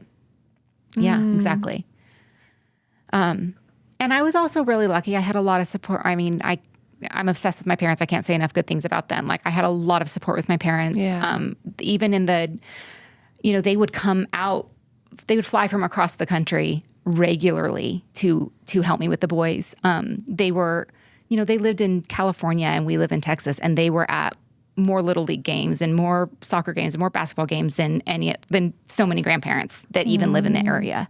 And they have a really close bond with my boys, and that was really important to me. And they had really strong examples with both of them. And they have been listening ears for my boys, and that's been incredible. I would have to, in accounting, you have closes that you're working late hours, on the quarters especially. And generally I had pretty good hours with work, but once a quarter I had quarter closes, and it was busy. I don't have any family in Texas, and my parents would fly out every quarter to help me with quarter closes, to help me with the kids. Like, that's so incredible. And so I had a lot of support there. I've mentioned my friends from church, from my ward, that we have maintained, where we chat daily on our group chat. And we used to do monthly dinners where we saw each other every single month for dinner. We've been through not just mine, but a couple of other of their divorces. We've been through divorces together. We've been through losing parents together. We've been through, all of our kids growing up together, and we've been an incredible support for each other. Wow. And so building a really good support network outside of your kids was life-saving for me. Huge. Especially since I don't live by family. Yeah. That was so important. And then friends that I made outside of the church too, after leaving, that I think I mentioned one of them, but another friend at work that I am so close to. I call her my soulmate sometimes, and we just are on the same page with so many things, and we talk. And she's now kind of moved away, but we talk almost every day on our way to work. Like, it's just, I have a really good network of support. And then now with my husband, I'm remarried now. We married about 5 years ago, and he's wonderful. So I have the support of him and his family. And so I feel like I have a lot of support. Yes. But yes, there were a lot of times during those years where I felt like I was experiencing grief, and I was trying to process Yeah. a lot of grief and recovery from things that I felt were traumatic, and that was hard to do. Yeah. And I did probably put some of that on my kids when I shouldn't have. So, as we do. Yeah. I really like the Julie Hanks quote where she says, everybody messes up their kids, but the important thing is not to do it on purpose. And I can say that I never did it on purpose. So, yes. And also like own it. Yeah. And apologize. Yeah. And then try and correct or get more support or, yeah. I love that. Yeah. Beautiful. Okay, so now we've talked about ways you can kind of do things wrong or lessons you've learned. Give us the background, the context of this letter that you wanted to read, Sure. and then we can read it. So a couple of years ago, my oldest was a senior in high school, and he was doing his college applications. He wanted to apply to BYU and Texas A&M and a couple of other schools. So I helped him with all of those. That's another thing I'm proud of. I was very supportive of him applying to BYU, and I, helped him with all of that. In fact, my husband and I even joked with him. We said, you should make sure you write an essay on how your mom is inactive and your dad is not a member, because you will be a shoo-in. They will be like, get this kid to BYU pronto. So we kind of joked with him about that. And he actually did incorporate that into one of his essays. Smart boy. So I think he would have gotten in anyways, but he did get in. So maybe that helped. Anyway, so we were doing college applications and all of that stuff. And then, of course, he was senior in high school, so he's almost 18. And so a mission decision was going to be coming up, and where do you go to school is coming up. So it was at that point where I felt like I was out of time for having some of these conversations that I felt were important to have with him so that he would have informed consent on what decisions to make. And so a couple of, I kind of tried to have these conversations, and like I mentioned earlier, they didn't have a clear direction, and they very quickly got too emotional and were frustrating. And so that's when I kind of stepped back and came up with this kind of plan of going through my Cliff Notes version of the CES letter, kind of topic by topic, in a 30-minute, just session that was in his control. So this letter that I wrote was kind of teeing up these sessions, and it was explaining to him why I wanted to have these conversations with him. And I'm sharing this with permission, by the way. But it was the first of the 30-minute sessions that we had. I started by reading this letter, and then kind of the accompanying, setting up before we went topic by topic the following week. So do you want me to just go ahead and read it? So you wrote this for your son. Yes. At what age? He would have been 17. He's a And your senior. It was the intent- spring of his senior year, so he would have been 17, almost 18. And your intent for writing this was? So that he understood why I wanted to have these discussions with him. That might be kind of hard for him to hear. And so that he would understand why I wanted to have them before he made some big decisions in his life. Okay. So the whole basis was just so that he would have informed consent. And so now you're going to read the letter you wrote for your son? Yes. All right. Okay. Dear Noah, first and most importantly, please know how much I love you. I cannot emphasize that enough. I have loved you since the very moment I knew of your existence, and I have loved you every single second since. You and your brothers are the best things that have happened or will ever happen to me, and nothing is more important to me than the three of you and your happiness. I want you to have a wonderful, full, authentic life full of happiness and love and inner peace. I also want you to know that I understand the difficult position you are in. I know that it is really difficult to feel like you are stuck in the middle between two different belief systems. That's hard. Here's the thing, though. Even within the same belief system, people have a wide range of personal beliefs and applications of those beliefs. So no matter what you choose, it will still come down to what resonates with you personally. And no one can decide any of that except for you. And that can also change over time as you go throughout your life. It did for me, and it does for many people. The point is that you have the right to believe whatever you want to believe, regardless of who else in your life believes it. You could even choose something completely different from anyone else. The reason I feel it is so important to talk to you about these things is that you are coming to an age where you have some big life decisions to make. I don't say that to put any kind of pressure on you, but it's just the reality of the situation. And even though very few decisions in life are permanent and you have the right to change your mind about things later, it is always best to make decisions with as much information as possible, particularly decisions that will affect your life in such profound ways. Finally, I want you to know that I support your right to make whatever decision is right for you. This doesn't necessarily mean I will always agree with your decisions. Hopefully I will, but my love for you can never be affected by what decisions you make for your own life. And I want for us to always be close regardless. However, it is not okay for you to make important decisions based on partial information. It's important to keep an open mind, be willing to listen and learn from all sides, and then make informed choices. And always listen to yourself and trust yourself. Your own inner voice can help guide you in living your own best life. While feelings are not a good way to determine external truths, more on that later, your own feelings are a great way to determine internal truth. What is important to you, what resonates with you, how you feel about things, what you want for your life. Listen to yourself and trust your own inner voice and be brave in following your own inner voice. As we go through our discussions every week, please know that I have your best interest in mind. It is my job as your mom to teach you and guide you. I would never want to withhold information from you that may affect how you feel or what choices you make. Although some of these conversations might be hard for you, please know that doesn't mean they aren't right or important to have.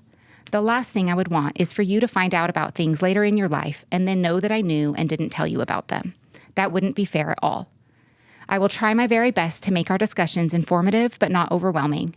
But there is a lot of stuff to cover, and I do feel very passionately about all of this.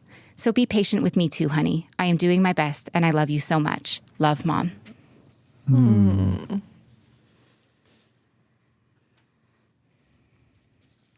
So I read that first. And then... Did you read it to him? I read it to him.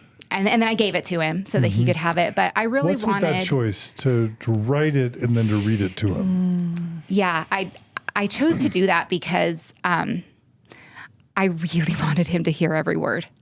And not that I didn't trust him to read it, I think he would have, but I really wanted him to hear how I wanted him to hear the love that I have for him as I was reading it. And I wanted him to feel that it was important. So I read it to him. And then I had kind of another, not really a letter, but just a little thing that I put together on investigating the church and its truth claims. And so I kind of went through that with him as well. And I start with a few quotes by, apostles and even a prophet where, quotes that we've kind of heard before. Like the first is by George A. Smith. It says, if a faith will not bear to be investigated, if its preachers and professors are afraid to have it examined, their foundation must be very weak. And then another, the J. Reuben Clark one, about if we have the truth, it cannot be harmed by investigation. If we have not the truth, it ought to be harmed. And then this one's actually my favorite one that I had just come across recently by Hugh B. Brown, who was a member of the First Presidency in the 60s. Have you heard this one? He says, the honest investigator must be prepared to follow wherever the search of truth may lead. Truth is often found in the most unexpected places. He must, with fearless and open mind, insist that facts are far more important than any cherished mistaken beliefs, no matter how unpleasant the facts or how delightful the beliefs. So I wanted to start with that to kind of help get him comfortable, and I didn't want him to have the guilt that I had initially had about looking into things in the first place. I wanted him to know it's okay. You can do that. You have every right to do that. And here are some examples of apostles of the Mormon Church who agree that you have the right to do that. So then I have a little thing where I explain what informed consent is. I also have a little paragraph. Do you mind reading that really quick? Sure, yeah. So here's a section on informed consent. You have the right to know sufficient information, positive and negative, prior to making important decisions. Limiting information or only presenting the good and omitting problematic information is not ethical or honest. You should never be made to feel guilty or wrong simply for researching or seeking information. You also have the right to get information from any source. You can discern for yourself whether that source is valid. This can be done by corroboration with various sources, cross-checking to source documents, etc. One website that I found to be helpful is MormonThink.com. It's a non-biased collection of various issues, and it presents both sides of each issue and includes direct links to sources such as the church's website. And then I have, do you want me to just keep going? It's a couple more paragraphs on this. Then I have a paragraph on anti-Mormon sources. I said, often the term anti-Mormon is thrown around to discourage people from reading or listening to anything that is not positive about the church. This is simply not appropriate. Just because someone or something points out a negative aspect about the church, that does not make them anti-Mormon, and it does not automatically discount what they have to say. Even if someone is angry about something, that does not automatically disqualify them from being listened to. Maybe they have a valid reason for feeling angry. Also, disagreeing with the church does not make one anti-Mormon any more than disagreeing with any other faith makes one anti. For example, you would never call someone an anti-Semite just because they don't agree with the Jewish faith, and calling someone that for that reason would be extremely offensive and inappropriate. So I kind of wanted to neuter the term anti-Mormon a little bit and help them understand, like, Christians aren't Jewish, but you wouldn't call them an anti-Semite. Like, that doesn't make any sense. Like, just because you don't agree with something doesn't make you anti. And then the last paragraph of this kind of setup discussion is about feeling negative feelings while researching. I said, a lot of this information will be new to you, and it may be contrary to things that you have learned in church. This will naturally make you feel uncomfortable or negative feelings. This is completely normal. It can be hard to have our beliefs challenged. We are sometimes taught that negative feelings are warnings from the Spirit or that they come from the adversary. Please understand that this is not true. Any information that challenges our worldview is going to make us feel this way. It is completely normal. For example, when you were a kid and you asked me to tell you directly about the truth about Santa, you were sad. Learning the truth made you feel badly, but that didn't make it not true. And even though that was hard at the time, it was better to know the truth once you were ready to hear it. Also, we will often learn of awful things that happened in history. It naturally makes us feel negative emotions when we learn about atrocities, but it doesn't mean they didn't happen. So that was just kind of my setup. That's really good stuff. Thank you.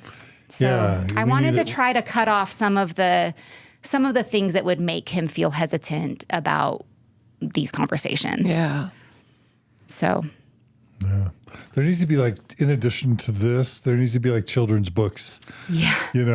Yeah. Just kind of educating. Yeah. Telling true stories. Right. Right? Yeah. Yeah.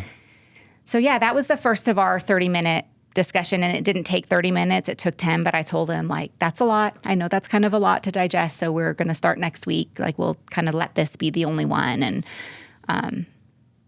so that was kind of the first of those discussions that we had every week. And how many CES letter for teens discussions did you end up having with your son? So let's see how many sections I have. Let me see what I have here. I did it section by section. So there's a Book of Mormon section, a Book of Mormon translation section, the First Vision, Book of Abraham, polygamy and polyandry, prophets, which I should have just called polygamy because, as we discussed before, that's bad enough. Kinderhook plates and translator claims, testimony and spiritual witnesses, priesthood restoration, witnesses, temples and Freemasonry, science, and other concerns. So 12, something like that, 12 or 13. These are discussions of a different sort. Yeah, we did not actually end up doing all 12 or 13. At one point, I think we probably did 8 or 9. And then he was like, Mom, I think I'm good. Like, I think I'm good. And I said, that's fine. I would like for you to read the rest of it. We don't have to have the discussions anymore, but I would like for you to read the rest of it. And he promised he would. I assume he did. I don't know for sure, but and then I had kind of a list at the end where it was, because the CES letter really is focused on historical truth claims for the most part. So it didn't get into... It doesn't talk about social justice. Right, it doesn't talk about any of the social justice racism, stuff. LGBT, feminism. So I wanted to so I do have like a list at the end of kind of other concerns of mine that don't fall into that, historical like evidence to type. your own voice. And, I think I drilled that one into them very hard as they were growing up. That one he got. So. Yeah. There's just love all over that. Yes. And I hope that's how it was received. Diplomacy. Yeah. I hope that's how it was received. So thoughtful and amazing writing. Thank you. As well. Yeah, Thank we you. need to create a website for you. Okay. All right? Hey, We're do gonna it. do Go ahead. That's Go, John. fine. Think of a name. Okay. a youth CES letter for youth. Yeah. We'll figure that out. Letter to my son. There's a letter to my wife. It could be letter to my son. Yes, Yeah. letter to my kid. Could be that. Yeah. Yeah. Letter to my son. I love it. Okay. Wait, we got to grab that before this airs. Someone else says, oh, yeah, good Because the call. apologists are going to grab that if we don't. Good call. Letter to my son. Yeah, we should. Okay, letter to my son. But what about daughters? I guess, Yeah, that's true. It could be either letter to my child. We'll say letter to my child. Yeah. Okay. Or dear child, something like that. Okay. All right. Yeah. And there's probably a lot of this you can't talk about, but like from the non-believing parent's perspective, sharing 16 lessons with their kid who has a believing parent who's an ex-spouse could be terrifying. It could be angering to the believing parents. It could have consequences if the believing parent finds out that the non-believing parent had these discussions with their mutual child. Yep. Anything you want to say about that? Yeah, I didn't worry a whole lot about it for a couple of reasons. Number one, I have every right to teach my child. And just like he has every right to teach his child. And I was very intentional about not trying to I never tried to prevent him from taking them to church.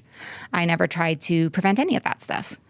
And our divorce decree is very clear that we each have the right to direct the religious and moral instruction of the kids on our own possession time.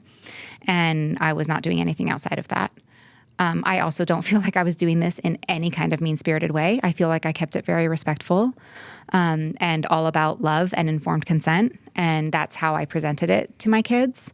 And also, it's probably part of the reason why I waited as long as I did, because he was 17. So, I mean, he was turning 18 in a few months, and he's not under any kind of, custodial arrangement anymore.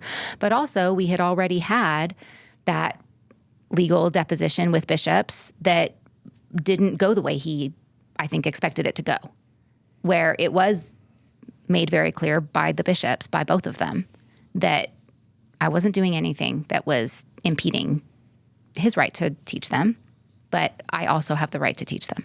So I didn't worry about it a whole lot. I don't actually know if he knows that I had these discussions or not, but there's nothing, I didn't do anything wrong in having them. So I didn't really worry about it. One interesting question is ask what the right age is to have that conversation, because 17 might feel a lot different than 10. Yeah. You know what I mean? Right. And that was my struggle because I did want to wait as long as possible. I probably would have had it later than 17, but I felt like I was out of time because he had to decide where he wanted to go to school. Yeah. He had to decide whether or when he wanted to go on a mission. And those decisions, you need to have a certain amount of informed consent. And you're never going to know everything, right? Like, it's been 15 years and I'm obsessed with Mormon history, and there's still stuff that I learn about it all the time that I didn't know. That's what makes discussions. Yes, I love that series.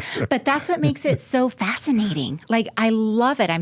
I love it so much. It's like such a passion of mine. Like, I'm really interested in it. And there's still stuff that I read books on it all the time. It's really a interest of mine, and I'm still learning stuff. So there's no way to know everything before you make decisions. But I do feel like these discussions were successful, not because he decided not to be part of the church, but because I feel like he has an acceptable amount and a sufficient amount of informed consent to make that decision for himself and to decide what he wants to do. And I do feel confident that no matter what he ultimately decides, that it's an informed choice. Yeah. And so I do consider it to be successful because of that. Yeah. I can see that. Yeah. Beautiful. So beautiful. Yeah, I can't wait to put that website up. Yeah. Share it with lots of people. Hopefully it's good. Hopefully Jeremy Reynolds doesn't get mad at me. I do mention his name. I do give him cred. Attribution. Yeah. Yeah, that's great. Yeah. Okay, so what else? I guess let's tie up the parenting thing. And I guess there's a little bit about like you. Yeah. And like rebuilding a lot, because there's a lot of women out there who are just, their spouse left with them, but either way, or they're divorced, and there's like rebuilding their own life. Yeah. Which maybe we won't be able to get to as in depth just because of time. Yeah. Anything you want to say to close out the parenting portion of this part two? No, I don't think so. I think we covered it pretty well, and I'll certainly be happy to put the document up. So if people want to read the actual, part of it, some of it is, some sections were more interesting to me than others. And so I didn't necessarily, someone might want to expand on some of it. Like some of it was really short. Like the Book of Mormon one ends up being a page summary, but the First Vision one was super short. So I tried to just kind of give the basic gists. But yeah, we don't need to necessarily talk about the specific sections. We can just put them in the notes and let people read them on their own. Okay. Yeah. And what name did we decide on for the website? Letter to My Child? Letter to My Child? Yeah. Letter to My Child. Okay. I don't know. I'll get it set up right now as we're finishing up the interview. I'll do it here on the site. Okay. Just Sounds kidding. good. Okay. Kind of kidding. Okay. So, well, let's talk about rebuilding Amy. Yeah. Is a way to kind of conclude what is there a semi-happy ending or a happy ending for you? Very happy ending. I one thing that I feel very, very grateful for is that I have not regretted a second of, I'm very confident that the divorce was the right thing to do for me and for my kids, and leaving the church was the right thing to do. And I've not regretted either at all. And that's a very liberating feeling, that day that I had where I was in fervent prayer talking about this, and where I got my answer of my epiphany of you can choose what you believe. That day, I put down all of the cognitive dissonance that had been building up in me for 28 years, and I have never had to pick it up again. And to live without that cognitive dissonance is an amazing feeling. That by itself has made that totally worth it. And I just love the freedom of thought that comes with feeling, with valuing your own voice. And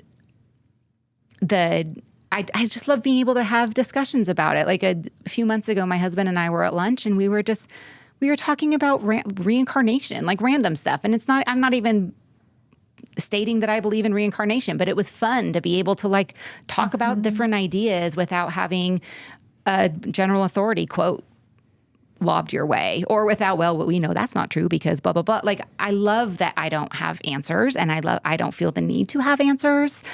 And I love that when I hear something, I don't have to find a way in my brain to make it okay if it doesn't feel okay to me. I love that I can be like, oh, I don't agree with that. Let's move on, or let's talk about it, or what, there's a freedom of thought that comes with no longer being attached to a dogma that really doesn't resonate with you. And I love that aspect of it. So I love kind of thinking about the scriptures maybe in different ways. I like viewing them more as kind of allegories and symbolism, and I love finding it in there, and including the Book of Mormon, by the way. I think there's some great passages in there that you can really have interesting conversations around, and I don't discount them as having some value. Like, I think all of that has a lot of value.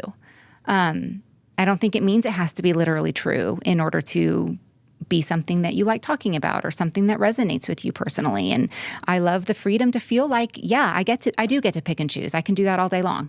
And, so many people are like, you can't be a cafeteria Mormon or Lutheran or what. Actually, I can, because I do. So watch me do it. Yeah, here's how you do that. But yeah, I love that. I love that I get to pick ideas. And, I mentioned before, I don't think there's any universe where a God exists and a heaven exists where he's not going to allow anybody to be with their loved ones. I just don't believe that. Or I don't know how I said it. I believe that anybody will be able to be with their loved ones. And I think most people do believe that. And I don't feel like I have to, I don't know, prove it out. That's how I feel. I think I will always be with my 3 kiddos. I think I will be with my husband. I think I will be with my parents. I think I will be with my loved ones. I don't think God's going to keep me from that. I don't think he's going to punish me for listening to myself and for listening to what resonated with me and for using the brain that he gave me to weigh evidence and to look into things and to I don't even necessarily know like how I view God anymore, like probably more of like a force than an actual being. I don't even know that, but I don't feel the need to know that either. Like it's actually okay. The one thing that I do know, the faith in God that I have held on to, is that in whatever form God takes, it's good and loving and kind and compassionate. And that's kind of enough for me. And I don't know. I love that freedom of thought. It feels so good to be able to just go through your life and be a good person. And you don't have to do it because of a specific dogma. You don't have to do it because you're afraid of punishment. You don't have to do it because you're afraid you won't be with your family unless you do. So yeah, I love that.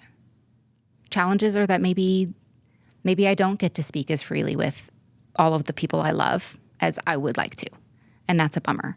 But I'm trying to learn that not every relationship needs to have every facet of that. And that's okay. That doesn't mean that you're not close. It doesn't mean that you don't love each other. So I'm trying to be okay with that too. But yeah, I don't know. I love thinking about things in another way. Like I thought about, even the 10 Commandments and how kind of my views on that are different now. Like the commandment to not take the Lord's name in vain. I think about what that means to me now. And I don't think it has anything to do with saying OMG or with, swearing or anything that I was kind of taught that meant. I think it has everything to do with doing things or getting someone else to do things in the name of God that maybe are not okay. And I think the biggest offenders of that commandment are religious people, religious leaders, I should say, or people who fly planes into buildings in the name of God. I think that's a great example of taking the Lord's name in vain. I don't think it's about, a valley girl saying, oh my God, I think about what I think God would be like in whatever form God takes. Do I think he would care about that? Or do I think he would care about his name being used for abusive purposes or to manipulate people into doing what they want? That's what I think he would care about. So just things like that. I love being able to have these types of thoughts and conversations with people. So, yeah, and things are good. And I've worked out the working mom thing, and it's working great. And yeah. I'm curious, are there a couple values that you really connect with these days? Yeah, I think honesty is a real big one for me, and inclusion and kindness and compassion. Those I think are the big ones, Yeah. Yeah. And then I was curious just how it has felt for you, let's just say, like almost in a, I don't want to like over dramatize it with words, but like in this new place, let's just say, having a new relationship and now like another small, right? Like life a little in your one. Hands, Yes. but you're in a new place doing that. Right. Yeah, it's interesting, and I'm really grateful for that. I'm really grateful for the opportunity. It'll be interesting to see. Like I'll be raising my little guy with we're not planning on raising him with religion, and we'll just be raising him with good values and with being a good person. And ultimately, it will be his decision to make as well. Maybe he'll choose to join a religion later, but that'll be up to him. And it's really interesting to have the perspective of having, almost grown kids and then this little toddler, and it's fun to see their interaction together, and it's fun to see their bond together. So yeah, that's something that's really interesting too. I like to, it just reminded me about with other religions, Noah right now is going to a school that is a Lutheran school, and that's because he got a scholarship to play basketball, so he's doing that. And I love it because their campus pastor is a female, and I love that.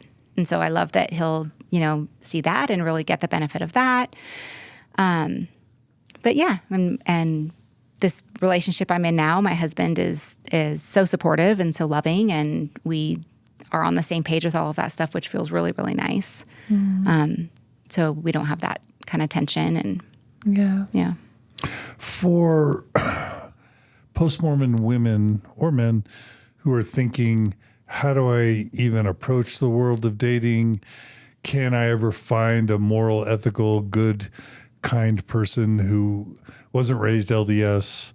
Do you want to provide any hope or tips or tricks? The answer in that regard? is a resounding yes.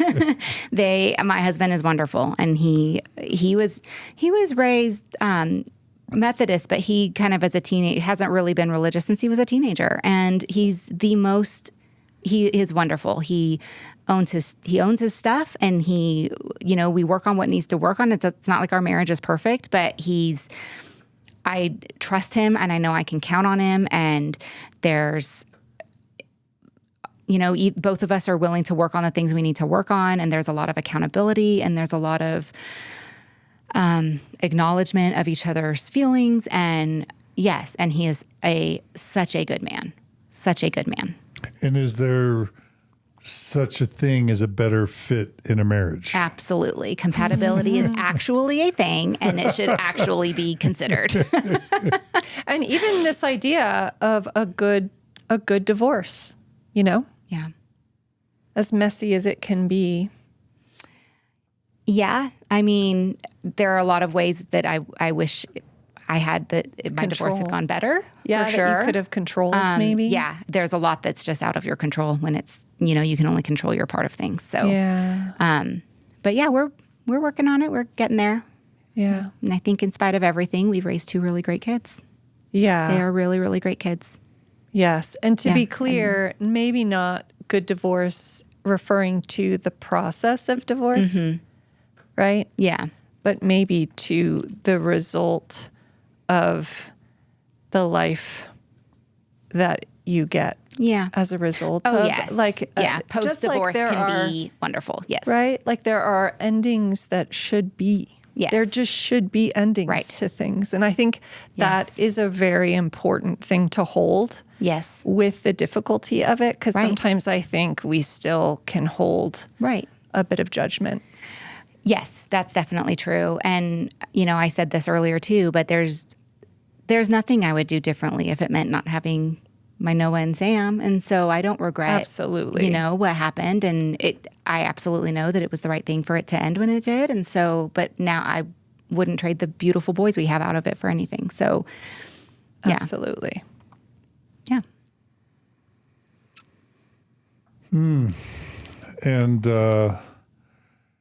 And I guess there's this, one of the things I'm frustrated about with marriage is the whole either till death do you part or even the eternal marriage expectation. Because number one, that builds so much pressure. Number two, it's not even 50% realistic for so many people. Right. But then also, if you fail, I think part of the reason why divorces can get so ugly is because everybody feels like everybody's watching and everybody is let down and you're a failure. So you got to blame the other person. And then you're throwing hand grenades at each other to try and preserve how you appear to people and make the other person look like they're the reason. So you don't look like you failed. And why? It's weird because you don't want to be in a society where like divorce is encouraged, right? You don't want it to be no big deal, but at the same time, it maybe does it gets built up so much that it becomes unnecessarily damaging when the marriages end because of that, because defenses are up. It's actually interesting when you were talking, it made me think of my attorney who told me he's not Mormon. He told me that the worst divorces that he has had have been Mormon divorces. Yes, I've heard that. Yeah. And I think that's anecdotal. Pressure. Yeah, that's anecdotal. That's just his experience. But he told me that was the worst ones he had were Mormon. And I think it is because there's so much in that not only that there's so much implication when you get divorced. So it's not just, and that's hard. That's hard.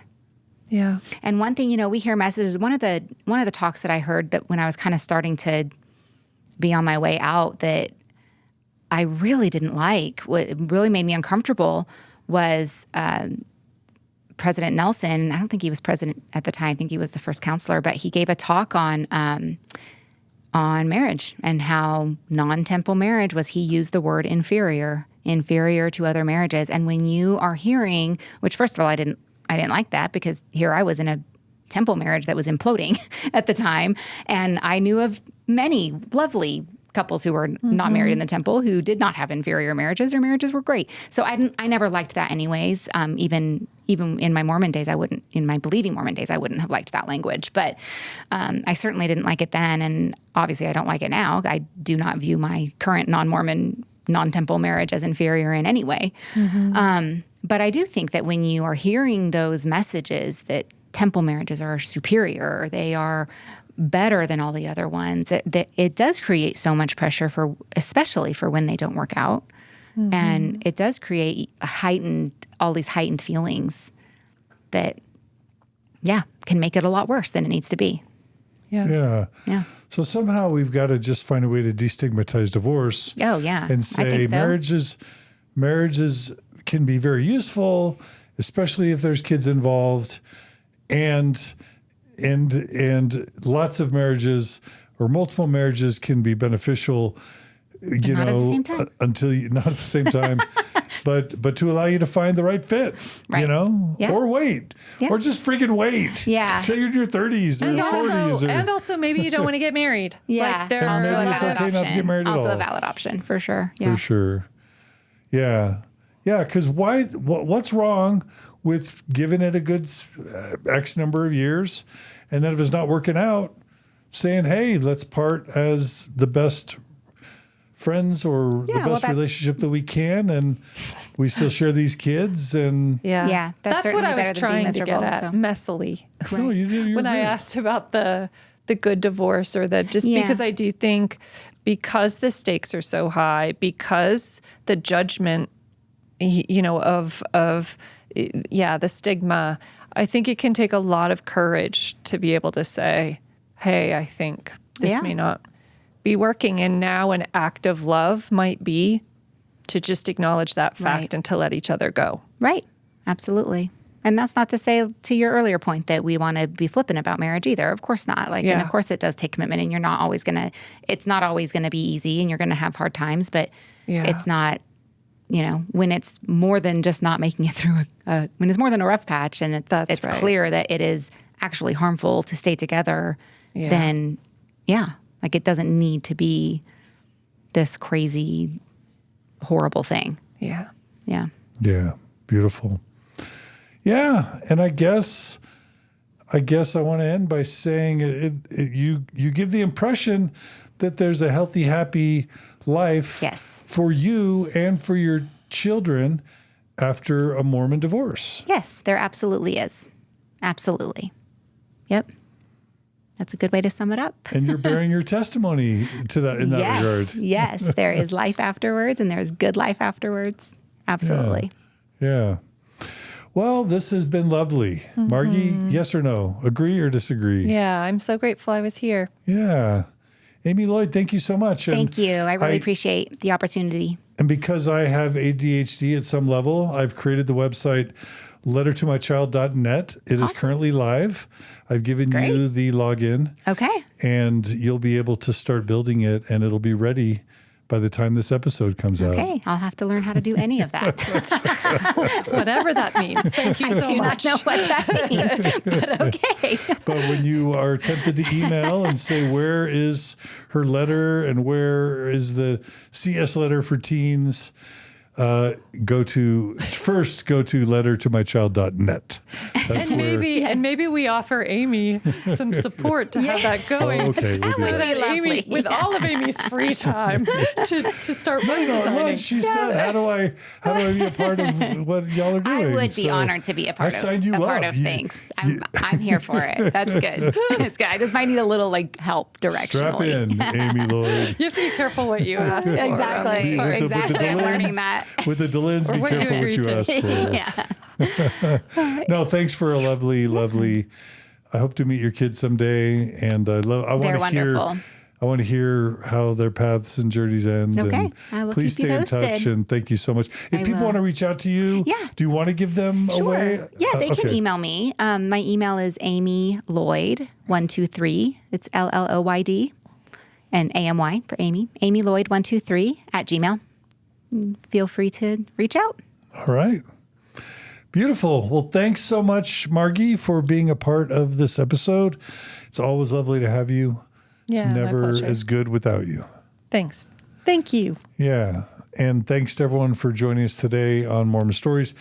Thanks to Julia for the time codes and show notes, Maven for the post-production, Brooklyn for the editing, Gerardo for the thumbnails and strategic support, Clint and Carrie for the board, and all the other people that make this possible, especially the donors. And if you value this content and want to see it continue, we would just ask that you consider becoming a monthly donor at mormonstories.org. There's a donor button. Click on it, become a monthly donor, and we will provide you with valuable content for as long as people are willing to support. If you can't support us financially, or even if you can, other ways to support us are to subscribe to our YouTube channel, subscribe on Facebook, on TikTok, on Instagram, share these episodes with as many people as you can, comment on them. That helps with the algorithm. And just spread the word and let people know, and email us your feedback or ideas. Comments on the social media platforms are the best way to give us feedback. We also welcome your emails at mormonstories@gmail.com, and I'll do my best to read them and respond. So anyway, be good to each other, be kind to each other. Informed consent, thumbs up. Thumbs up. For adults, but especially for teens and children. And we'll see you all again soon on another episode of Mormon Stories. Take care. Thanks, everybody.